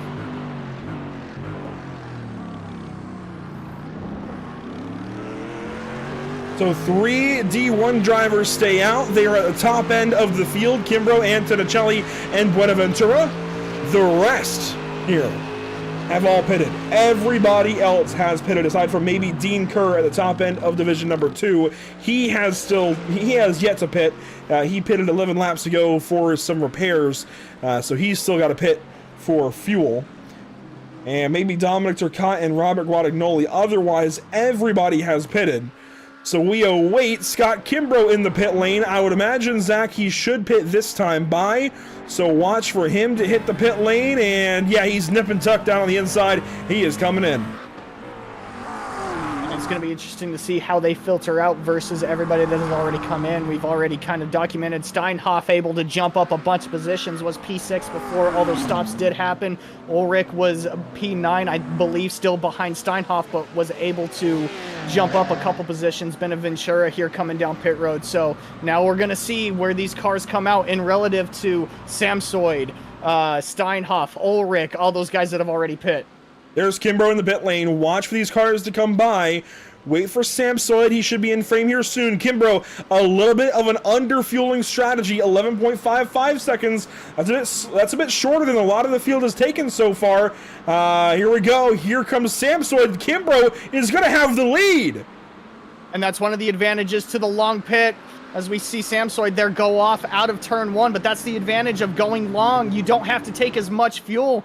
The pit stop's going to be a lot shorter. Now Kimbrough is going to jump out right in front. This is going to put Samsoid in a pickle. Now he's got to make a move to take the overall lead back as soon as everything rotates out, but now he's got Steinhoff right on his back bumper, so now it's a chess game between these three. It is chess at, let's see, anywhere from 50 to 190 miles per hour over the course of this lap. Scott Kimbrough with the race lead over Samsoid and Yannick Steinhoff. Anything can happen now between these three. And Steinhoff, he didn't quite win that heat race like he did back at Mugello, but boy was he close. He was second place, and this wouldn't quite be a sweep yet, but it would be darn close if he can get the win here in the feature. Yeah, we kind of saw him off that jump in the Heat 1 race. He wasn't really able to get back up to the lead, maybe had a little bit of difficulty getting around those other cars. He made good work of all the other cars in the future race being able to get up to P6, but because of that pit stop up here to P3, he still got two fast cars right in front of him. We kind of documented these two being fast all day, Samsoid and Kimbrough, so he still got two fast cars up here in front of him. See how quickly he's able to work with and get around him. Dean Kerr yet to pit so far in Division 2. Otherwise, Chris Winstone will be the leader down in that class. You see Kimbrough moving over on the right side, driver's right side of the track to try and break that draft. Everybody clamoring for position here in the final few minutes, Zach. Let's start talking NARL Driver of the Day vote, because it's going to happen quick, these final 11 minutes. Well, as far as driver of the day, I'm going to have to give it to... Well, here we go. Well, as we got a battle for the lead, Samsoid looking to the outside of Kimbrough. That's a very aggressive line. This is going to give the advantage here to Steinhoff. Steinhoff going to back out here coming into turn 3. Kimbrough going to hold on. Samsoid crossover, loses the car a little bit. That's going to back everyone up. This is going to bring Schwartz into this battle. Schwartz now going to look into this first place battle. And don't look now, but Thorsten Ulrich is closing in as well. He's about 2.3 seconds back of these guys. This could be an opportunity down into the corner. Samsoid on the outside at turn number 7, 10 minutes to go. We are wheel-to-wheel fighting for the win at Sebring. And that opens the door for Steinhoff to try to get into the inside of Samsoid. Not there just yet, but Samsoid still all over the back end of Kimbrough. This is going to bring in Steinhoff all over the back end of Samsoid. Samsoid going to look right into this hard braking right-hander. Steinhoff going to look to his outside. Kimbrough slips up just a little bit. Still side by side for second. Side by side here, you see the Impulse Racing, number 5 there on the right side of your screen. He's trying to go around the outside here of Samsoid. Can't get it done just yet. Back to the blimp. I love these overhead shots. This shows us a lot of context around the fight. This is going to be a quick advantage to Steinhoff, advantage back to Samsoid when they get to turn 15. Can he last that long? No. Steinhoff around the outside. Schwartz gets backed up behind Samsoid, but position change for second. Steinhoff able to hang strong, especially on the outside coming into, what was that, or I believe that was 13. I mean, you really don't make any kind of moves or position gain in that corner on the outside. Steinhoff made it look easy, being able to hold on. Now, Samsoid has Schwartz all over the back end of his back bumper now as he looks at the back end of Steinhoff. But somebody who loves seeing that battle for second, Kimbrough, he was able to get out about a second lead, maybe now half second over Steinhoff, but now he's got no buffer. Now he's going to have to race Steinhoff straight up if he wants to keep that lead. Well, Zach, we have a chance now. Things have calmed down for the lead. Let's quickly talk driver of the day. Let's hear your nominations, Division 1, then Division 2. Well, I was thinking Steinhoff, if I'm going to be honest, as far as driver of the day for D1, but I'm going to have to give it to Ulrich for how everything played out at the beginning of that race, and then having to battle through a damaged car, and then still be able to jump up through pit stops into P5 and have a look at this battle here for the lead. I'm going to have to give my driver of the day for Division 1 to Ulrich. In Division 1, I will give it straight to Steinhoff. Up 12 spots, that's incredible. From second place in the heat race to second place here in the feature, that is incredible. I don't care the other circumstances. That is a huge, huge day. I wanted to go Jake Browder, but he has fallen down the order, and in fact, Jake is out of the race now. If he had stayed in, if he hadn't made that mistake, it would have been Jake Browder, but now Yannick Steinhoff gets my vote for Division 1. On to you for Division 2.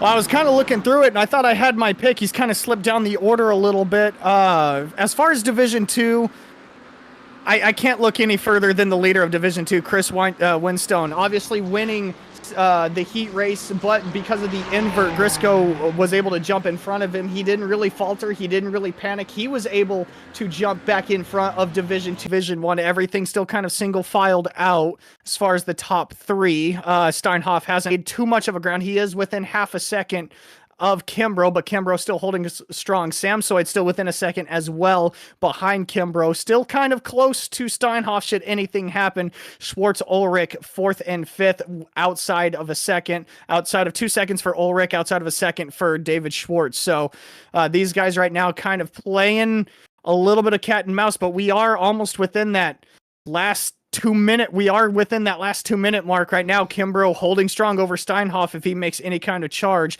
As far as the D2 fight goes, Chris Winstone is P1 in it, 16th overall. Not really any competition to his closest competition, Andy Ray Miller, in P18 overall, P2 in Division 2.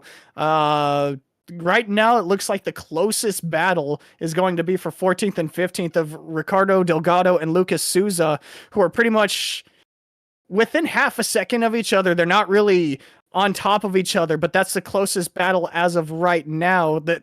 I say that closest battle is between the 28th and 29th overall of Jacob Cotterman and Mike Braun. So right now, these guys are really spread out. Once we come into these final few minutes of the race, it looks like these guys might be taking white flag right here. Steinhoff making a little bit of a charge. He has closed it within 2.5 car lengths. Kimbrough goes a little wide out of 16. So does Steinhoff following him. Steinhoff's going to have a little bit of a run, a little bit of a charge coming into turn 17, the final corner. Laying in wake is Samsoid should anything happen. He's fallen off a little bit from the leaders. Steinhoff going to throw it into turn 17. He's going to take the overall lead. Kimbrough going to try to cross him over. Steinhoff slips up a little bit. Kimbrough is going to be side by side with him coming to the line. Doesn't look like they're going to get the white flag here, so they're going to go one more lap. Nothing as far as flags popped up on my screen, but Steinhoff did have the preferred line going into 1. Kimbrough took a little bit of a wider line to try to get the advantage. Steinhoff still has it. Going to be side by side coming into 3. Steinhoff has the edge. He's going to be able to finally clear Kimbrough. Steinhoff to the lead. But that battle has allowed some of the drivers behind them to gain in. Samsoid was able to gain in a little bit on these two. Not enough to make a pass, but Samsoid was able to gain just a little bit.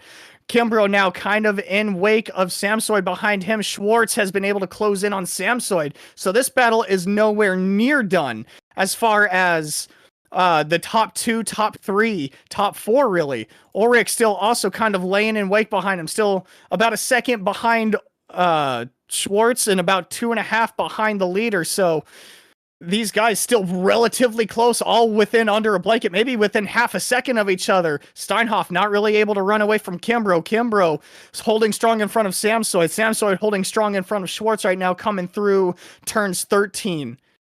Getting onto the back part of the track, or the top part of the track, getting ready to come onto Le Mans. Steinhoff holds steady about 2-3 car lengths in front of Kimbrough. Samsoid falling off about 5 to 6 car lengths from Kimbrough. And Schwartz pretty much a car length behind Samsoid. These guys still kind of battling it out here, coming through 16, coming through Le Mans. No one really slips up right there. Samsoid dips the lefts into the dirt. Right behind him, right behind Samsoid, Schwartz does the same thing. No runs being able to be generated here.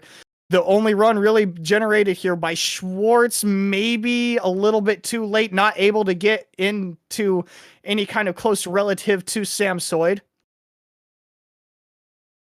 Ulrich here, or excuse me, Steinhoff going to be able to power off. He's pulled out about 7 car lengths in front of 7 car lengths in front of Kimbrough. Samsoid and now Schwartz for 3rd and 4th are going to be the closest battle as far as position up front.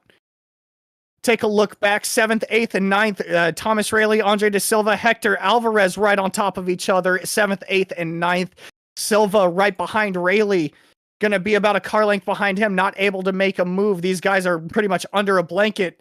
Pretty much 5 car lengths separating these 3 cars. Behind them, 10th and 11th, Francesco Antonelli and Paulo Godoy would be 10th and 11th behind them. They're separated by about 2 car lengths.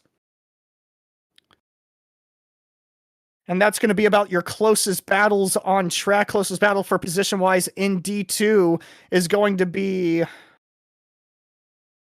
Let's see if I take a quick look through here. It's actually going to be between the leader, Chris Rhinestone, and Andy Ray Miller. These guys are separated by about 2 seconds. Chris Rhinestone still out in front of Andy Ray Miller, but Andy Ray has been able to close the gap just a little bit. Not close enough to make any kind of move. Obviously, 2 seconds out. Kind of difficult to make a move from there, but nothing going as of now. But Yannick Steinhoff still able to hold strong. Scott Kimbrough going to be about 7 car lengths still behind him. Samsoid in front of Schwartz. Schwartz in front of Ulrich. Still everything kind of lined out that way. And Zach, we'll give you a break here. We have just got back into the iRacing session. Give timing and scoring just a moment to kind of get its bearings about itself. We will get that back up on screen for you now. Now we have that 1 minute to go, so this will be the white flag. Boy, we got back in just in time. Paints will reset. Give that a second, but here we go. Yannick Steinhoff at the front of the field will exit Sunset Bend and take the white flag, this time brought to you by Whiplash Sim Cams. There it is, white flag in the air, just in time here on the broadcast. It's Steinhoff, Kimbrough, Samsoid, Schwartz at the front, Ulrich in 5th. And wouldn't you know it, boy, if something else was going to break, it was going to be now, right? There we go. Graphics coming back to us. It's one of those days, Zach. Down to division number 2, you mentioned it. Winstone has been caught up nearly by Andy Ray Miller, but it is a gap of 2.5 seconds or so. There's the gap from Winstone back to Miller as he will take the white flag. Miller in the background, a little ways back still. Yeah, Miller was able to make up a little bit of time, but still not close enough, especially on this white flag lap. He needs something drastically to happen to Winstone to be able to have a chance at the D2 win. If not, Winstone's going to be holding strong. As far as going back up to the front, Yannick Steinhoff able to still hold strong in front of Kimbrough. Kimbrough still holding strong in front of Samsoid, who is holding strong in front of Schwartz. Schwartz was on the back bumper there coming through the final corner, slipped up a little bit. It's going to put him in danger from Ulrich for a top 5 swap. Schwartz to fall down to 5th, Ulrich to get into 4th. Nothing moving as of just yet. But as of right now, Steinhoff, your leader for Division 1. And back down to division number 2, Chris Winstone looking for a 3rd straight, or this would be a 4th straight win for him. He already got his 3rd straight win in the heat race. So the 4th straight win coming up for Chris Winstone when he comes back around to the start-finish line. If anything was going to happen, Zach, it needs to happen now. Scott Kimbrough within a second, but just barely within a second as they work onto the Ullman straight for the final time. Yeah, he's going to need something drastic to happen to Steinhoff here. Should he want any kind of chance, maybe a little bit slip up into 17. Steinhoff holding strong, especially coming into 17. He's been one of the stronger cars charging in. Doesn't look like anything's going to happen, but still a great race by Kimbrough to be able to hold off everybody that was right behind him. But coming to the checkered flag, Yannick Steinhoff will take the checkered flag. Yannick Steinhoff finally gets that feature win. That's his 2nd win as it goes on the season. He'll get it over Scott Kimbrough, Samsoid, Schwartz, and Ulrich, your top 5. Here we come to the line. Everybody else making it to the start-finish line now. Thomas Rayleigh, Andre Da Silva, Hector Alvarez, Francesco Antonicelli. That'll be your top 10. Paulo Goday with 11th. Scott Reister, 12th. Mitch Buenaventura. Lucas Souza, Ricardo Delgado, your top 15. Miguel Colon comes across, and there goes Chris Winstone for his 2nd straight feature win, 4th straight race win in division number 2 this season. Andy Ray Miller will have to settle. Oh, Andy Ray Miller has crashed coming to the line. Yeah, it looked like he had a big moment. Grisco was actually able to jump in front of him for P2 right at the line. I'm not for sure what happened, but Grisco will be able to take P2 for Division 2. Which means we'll be talking to Christian Gritsko as opposed to Andy Ray Miller. Heartbreak there at the end. We'll take a look back quickly at what happened to Mr. Miller in just a moment as we wait for a few more cars to come across the stripe. There's Dominic Turcotte, Jacob Cotterman in his first start. Once again, it'll be Jed Cotterman ahead of Jacob Cotterman. There's Jed, father in this father-son duo. Jed Cotterman will take 11th in division number 2 in his debut. Jacob Cotterman will take 13th in division number 2 for his debut here. A solid debut for those couple of drivers and their team. Good to see them here. as they make their way now in the North American Racing League. Joshua Benjamin, I had nominated him for driver of the day because at one point, Zach, he was up to, this doesn't show it anymore because of the reload, but he was up into, I think, 5th place in Division 2, and then had an issue and fell all the way down to 33rd. So he was nominated for driver of the day. I put him in the vote in my slot, but unfortunately, he will not end up holding true to that position. He will fall down the order quite aggressively. Yeah, that was gonna be what happened to one of my picks. I was kind of looking at Chow Trin there. I'm not sure what happened, but he was up into the top 5 for Division 2 as well, but slipped off a little bit as well. So yeah, unfortunate for those guys. Chow was on my radar as well. Yeah, for him to get up into the top 15 when we were talking about him, like I said, like we don't know what happened to him. As we take a look here at the final lap here for Andy Ray Miller, maybe just got on the gas a little bit too hard, self-spin, no damage, but sitting right in the middle of the track, able to get the car spun around. I'm not for sure what happened here as far as... Oh. No. Out into Ryan Passage there. I was wondering as well, I saw the spin and I was wondering how he lost his front bumper, but that tells the whole story. So let's watch this back. Andy Ray Miller through turn 17, coming around to 2nd place, just got loose, hit the bumps on the inside, and the car got even looser on him. And then this had to be agonizing, spinning the car around, and there you watch Gritsko power away, and then he tracks out a little too far on exit here and gets into Ryan Passage. I don't think he was expecting Passage to be there. Gets into the 40 car anyways and spins him around. I don't think he was expecting Passage to be there either, especially with the closing rate of the speed, the difference in speed. I didn't think he was going to expect him to be there either. It just, especially in the final corner of the final lap, is heartbreak for Andy Ray Miller. Well, let's go ahead and take a look back at the unofficial race results here. What a race. First of all, here at Sebring, an incredible day. Once again for the North American Racing League. Yannick Steinhoff with the race win. And let's take a look through these unofficial race results. Steinhoff with the win. Kimbrough there in the 2nd spot. Samsoid 3rd. And these guys are all relatively close.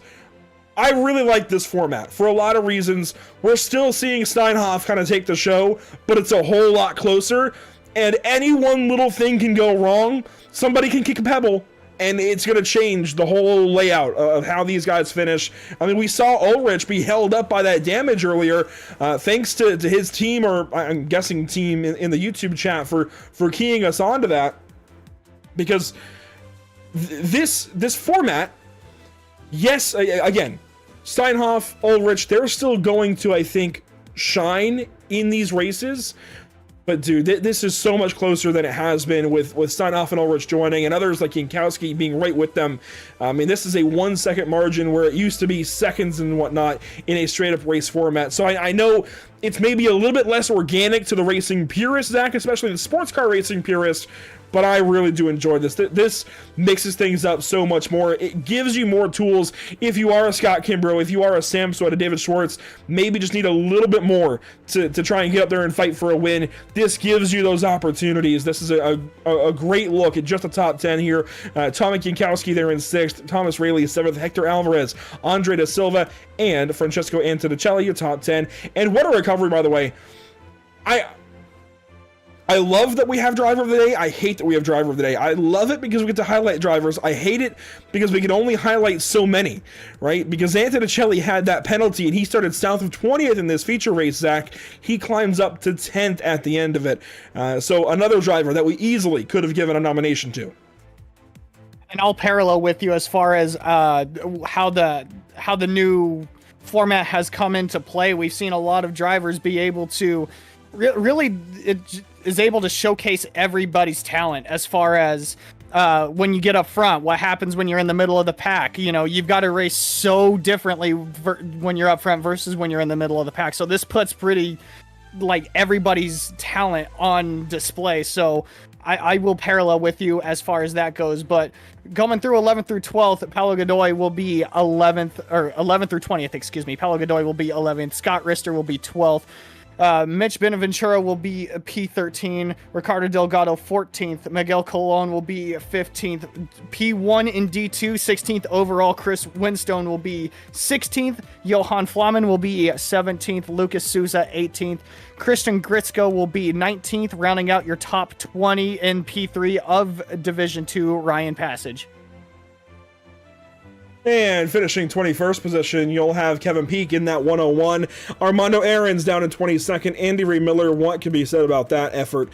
Nearly second place on the day in class, and then just bend it there at the end in two separate ways. Unfortunate for Andy, but I think there's still good things to be drawn from that performance, and he can clearly get it done here this evening, or any evening, with the North American Racing League and fight for wins later on this season. Dean Kerr, Anthony Wayan, Chao Trin, the next few.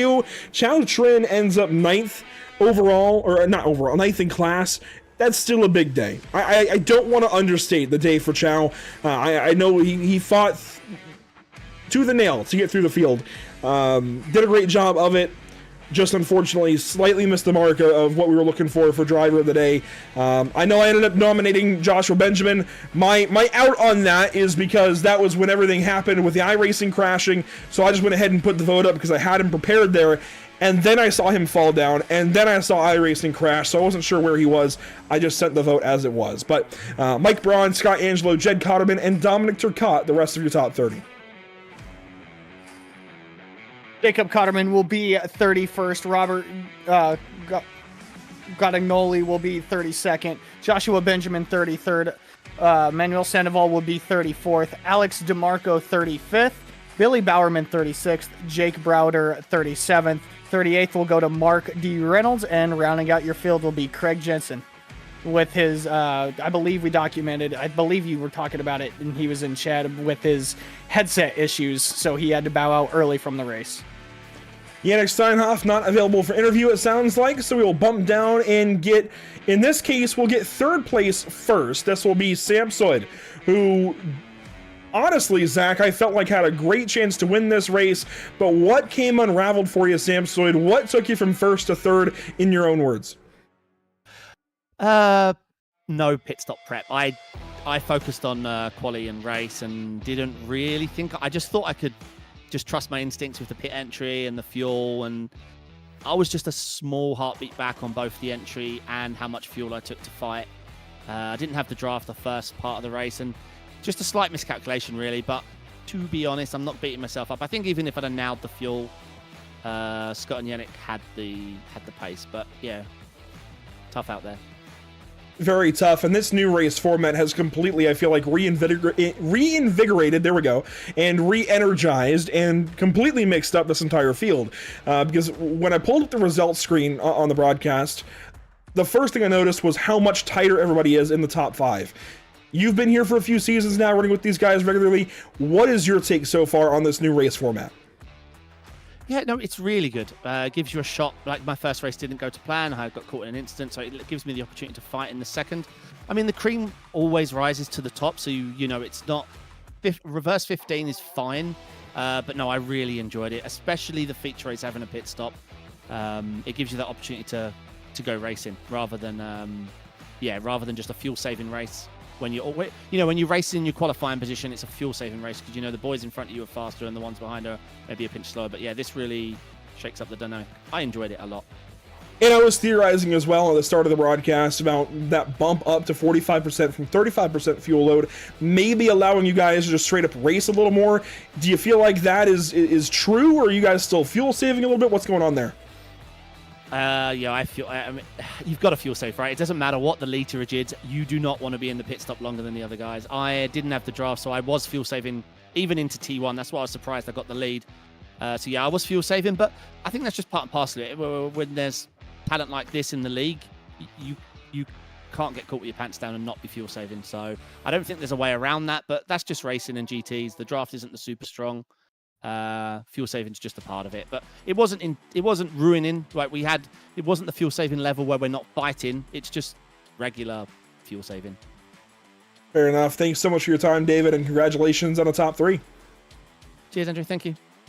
at Samsung this evening from a 3rd position when the feature's all said and done. Now Zach will bump up and give you Scott Kimbrough, who goes P2.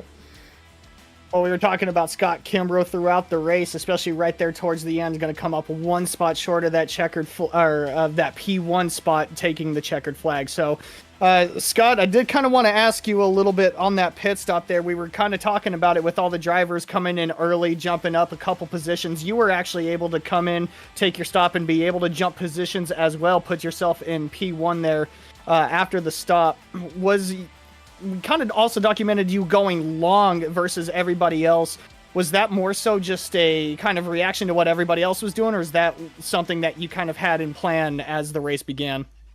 Yeah, I was right on the number of making another lap, and so I thought, well, I wasn't sure who else would be going the extra lap with me, but I just figured I would stay out as long as I could, and hopefully there was, only 1 or 2 maybe of the cars around. I was trying to get my thought was, can I get like a clear pit entry and not be coming in with 3 or 4 other cars all at the same time.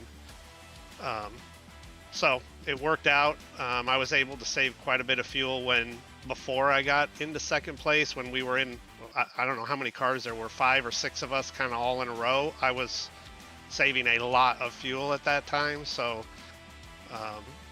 that helped me get the extra lap.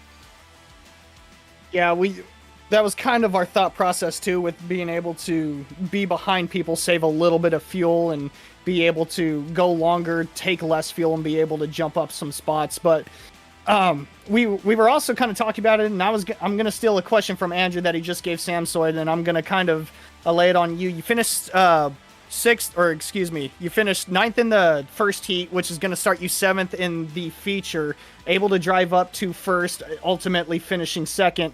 What is your opinion on the invert as well? Obviously, this gives some people that finished mid-pack up towards, or able to jump up in the feature. Obviously, you were able to run up through the field from 7th up into 1st. What's your take on the invert as of right now? I think it's awesome. I mean, especially, if you look outside of like Yannick and Thorsten, who are probably, easily the 2 quickest guys if you just ran everybody heads up, like the 3rd to probably 12th, 15th maybe, almost run the same speed. So if somebody gets the best of you in the first race, you might have the chance to get the best of them, and you end up with, at least that I've been a part of, this is probably one of the most exciting races and battles that I've been a part of in the league, because I had to hold position. There was just a pack of 4 or 5 or 6 cars all together. And it always sucks to finish 2nd, but it was a really fun and exciting race. I think I've got to agree with you as far as like everybody being on the same speed. You guys seemed like in that first part of the run before the pit stops, with you guys being chunked up from like 3rd to 7th, you guys being right on top of each other did make for a lot of exciting racing. Well, even though 1 spot short, and still one heck of a race from you to get out there, run P2, be able to take 2nd like that. So great night for you. We appreciate you coming in here and dedicating your time to it. Nope, I appreciate you guys. Thanks for the great broadcast, and we'll see you next week. Absolutely, buddy. Thank you. Thank you. Scott Kimbrough finishing in the interviews, if you will, once again here on Pit Stop TV. Let's move on down to Division number 2 and grab now 4-time race winner. Yes, 4-time race winner here at Division number 2, sweeping the wins at Mugello a month ago, sweeping the wins again here today. Chris, how in the world have you risen to the top of this division? Lots of coaching. I think that's the main thing, is instead of just trying to do it all on my own. And huge shout out, Yannick has been coaching me, and there's a lot of wisdom to pick up there, and it's definitely paying off. So hopefully I can keep grinding and get quicker. So another big win for you here this evening. Now, I did mention at some point in the broadcast, I do hope the admins maybe give you a little bit of grace, because of course you if you finish in the invert spot or one of those invert spots, you get lifted to the top of the field, and maybe things would be different there. But I gotta feel like, man, there's a target on your back for the Division 2 guys. You might be primed for a promotion here. Obviously, that wouldn't be what you want as far as the championship goes, but how do you grapple with that idea? Well, I mean, getting promoted is the goal. So, I mean, yeah, it would be nice to win the Division 2 championship, but I mean, I could, especially once we got inverted, I could kind of tell even then I was a little bit out of my league up there. So I still have some work to do before I can keep pace with those guys. I was just trying not to get in the way too much, and keep an eye on where the next D2 driver was. And then at the end, I think it was Miller was actually catching me there at the end, which was kind of surprising. And so I don't know if I'll have the pace to keep this up. I mean, the temperatures were ridiculous, so there was a lot of sliding around, and I think it was really difficult for everybody, but we were definitely getting through those tires pretty good. So. Well, Chris, it's always good to talk to you. Congratulations on a 4th straight Division 2 win, and hopefully we see you a bit more in this interview room. Hopefully you don't get bumped up to Division 1 just yet. Hope so. Thanks, guys. Thanks for the broadcast, and I look forward to watching it. So, see you guys later. GG. Chris Winstone, another big win here in Division number 2. We'll move on down then, Zach, and get a surprise. Christian Gritzko, who kind of, I'm not going to say fell backwards into the 2nd place, but it presented itself right back to him. It really did, and even with all that going on, started P1 on the field because of the invert. Christian, I did kind of want to ask you about that.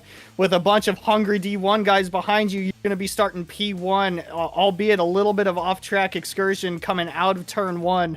What was it like leading the field there to the green of the feature and being able to battle some of those guys that are ultimately going to get up front like that? Honestly, that was the first time in probably the last year or two where I've actually felt nerves before the start of a race. I was excited though, and the whole time, my teammate Mitch, he was just telling me, he's like, just don't spin it out like a Mustang driver. And I'm just like coming up to turn 1, I feel like I got under control, and then I feel it kicking out a little bit, so I'm trying to correct it. I'm like, oh no, I'm doing Mustang things, and just basically decided to go to the grass instead of spin it out. But it was wild seeing all the D1 drivers just kind of not necessarily plow through me, but swarm me and reminding me why I'm a D2 driver at the moment. So, insane experience, though. Yeah, we were kind of talking about it with all the D1 drivers right there. I mean, you were able to hold your own as soon as the cars were able to gather in. You were able to battle some of the drivers. Heck, we were even documenting you pulling some moves on Steinhoff there for a little bit with you two battling right there. So, I mean, even with that little bit of an off-track excursion, you were still able to hold your own. But I did kind of want to talk about the race and a little bit about how you should never give up. Obviously, sitting P3, especially coming into the final corner of the white flag lap, and you come out of the corner P2. So talk to us a little bit about that and how you just keep driving your pace and you never know what's going to happen. Pretty much, I thought that maybe coming out of the pits, me and Andy Ray Miller, we were pretty much neck and neck, swapping places. Then I guess he just got like the better of me. His tires warmed up, started to pull away, and I guess I was scrubbing too much. I'm like, you know what, he got the best of me this race. I'm going to just hold my own, try and keep 3rd place if I can. Unfortunately, I hear over the radio, my crew chief tells me that someone spun out at sunset. And I come around the corner, I see smoke, and I just see Andy Ray Miller sideways. And I felt so bad for him. But, just got to keep driving for the rest of my race. And then looking back at the replay, I saw Andy Ray Miller got hit again right before the finish line. And that must really, I don't know, but be a gut punch for him for sure. Yeah, we were kind of talking about it, and there's a bunch of silver linings from it. Like you said, he was running a pretty good race right there up until the end, but I think there's still a lot of silver linings for you as well, like being able to obviously get that invert up front and being able to hold your own, maybe just a little bit of slippage, something to look for or battle through next week. But hey, we appreciate you being here. One heck of a race. Congrats on the P2, sir. Thank you, guys. Thank you for the broadcast, and thank you for everybody watching. And that'll be Christian Gritzko, who finishes P2 in Division number 2. I'm going to call an audible, Zach. I said we weren't going to get him because he did finish outside of the top 2. Usually we only interview the top 2 of each class. I'm going to give him one question. I'm going to bring him in real quick and see if he undeafens Ryan Passage. If you're watching the broadcast, we're going to give you a half interview, I will say, because you're close, you're brand new to the series. I want to talk to you. I want to get to meet you a little bit. What happened out there, especially coming up to that last lap, to get you onto this podium this evening?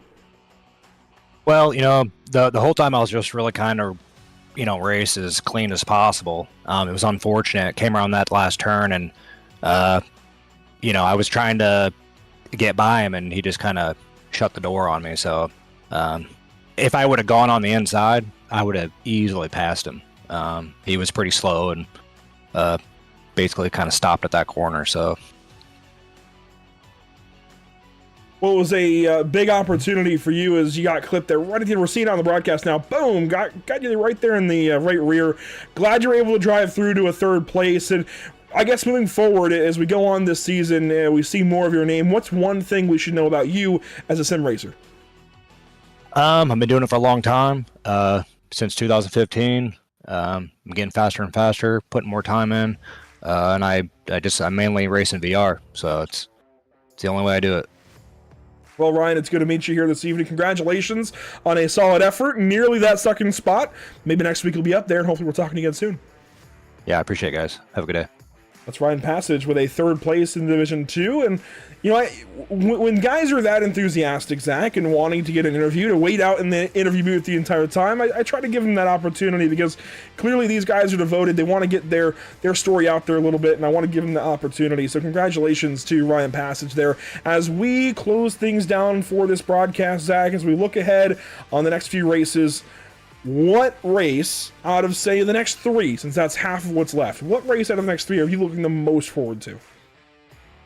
Well, I mean, out of the next 3, Canada, Charlotte, and England, I've got my eyes set on Charlotte just because of how, well, not small. There's still a lot of high speed there at Charlotte, but because of how technical you have to be at Charlotte, just because of how quick and how on top of each other these guys are as far as time-wise, that track produces a lot of passing opportunities should you mess up just a little bit, and there's going to be a lot of high speed, there's going to be a lot of braking, there's going to be a lot of turning. So right now, as far as the next 3, I've got to circle the next one. For the one that I'm looking the most forward to, it's got to be Charlotte for me.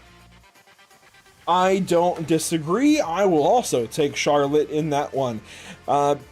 Because of the iRacing crash, I'm going to give it kind of an up to you, Zach, lucky break of the day. I'll give you a moment to think about it. Lucky performance, lucky break of the day. I would still go with whatever I mentioned earlier. I honestly forget what it was now because so much has happened since then. This was a race of too much happening, I would say. Just a crazy, utterly crazy race this evening here at Sebring. Hats off to everybody on the racetrack for managing that. But I do want to mention who won driver of the day, and that is going to be Division 2 driver Chris Winstone. It's hard to look past him, Zach, when he keeps dominating Division 2 like this, but I don't think he'll be Division 2 for much longer. We've seen mid-season promotions seasons past. I think we're going to see it here again this season with him. Yeah, I couldn't agree more with him going 4 straight in Division 2, being able to run as well as he is, especially with all the inverts going on. He's been a part of every single invert, albeit 2 inverts so far, but he's been a part of every single one and still being able to hold strong and take D2. So, like he was saying, I mean, that's the ultimate goal, to get into D1, but it's cool to see him driving as well as he is in D2 right now, pretty much being the biggest target for every D2 driver. That's not the best thing to say, or not the best way to word it, perhaps, but still the biggest, not enemy, but the biggest target in D2. But as far as the lucky performance, lucky break of the day, Andrew, we kind of mentioned Sam Soyd and Gritzko being on the front row with the invert being their lucky break. I'm going to have to give it to Gritzko just because of what happened right there at the end. 100%. We heard him talking about, being up front like that and holding his own. And then after the race kind of unfolded, just kind of running his line, not getting in anybody's way, keeping his car on track and still being able to bring it home P2 after the last corner unfolding. I got to give the lucky break of the day to Gritzko. And a big thank you to our partners with the series, Muradness, JS Consulting, and Screw Compressor Service Incorporated. Thanks as well to Pit Stop TV's partners, Whiplash Simcams, ATVO, CC's Business, Cody, Williams Design, Lucky Performance, and the North American Racing League for helping us out here at the channel. That will do it for us this evening as far as the on-track product and whatnot, but we still have to look at what's upcoming for us here at Pit Stop TV, and as you can see, it is two of the three are North American Racing League events, but right in the middle is a return to the BRB Butt Kicker Cup Series. We pick back up with them in race number 12 of a 13-race regular season before they finalize their chase field for races 14 through 18 and work to find a champion here in season number 4. So 2 races to go in the regular season. We'll pick back up with them on August 5th. You do not want to miss that broadcast. And of course, these other ones here on Thursdays for the North American Racing League. And I'm not really sure how I got 8:15 on there. I must have selected the wrong layer when I was making this graphic. But anyways, next week's race will be at the usual time of 7:45 Eastern here on Pit Stop TV. And Zach, there's plenty of places to follow along. Yeah, there's plenty of places to follow along. If you do decide to continue following along, you can follow us on Facebook at facebook.com/pitstoptv, Instagram /pit_stop_TV, TikTok with pitstoptv1.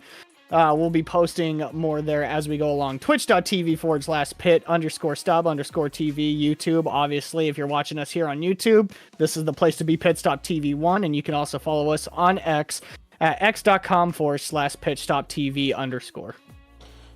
That does it for us here this evening. The one thing, Zach, before we go, the one thing we didn't get to today was this graphic here.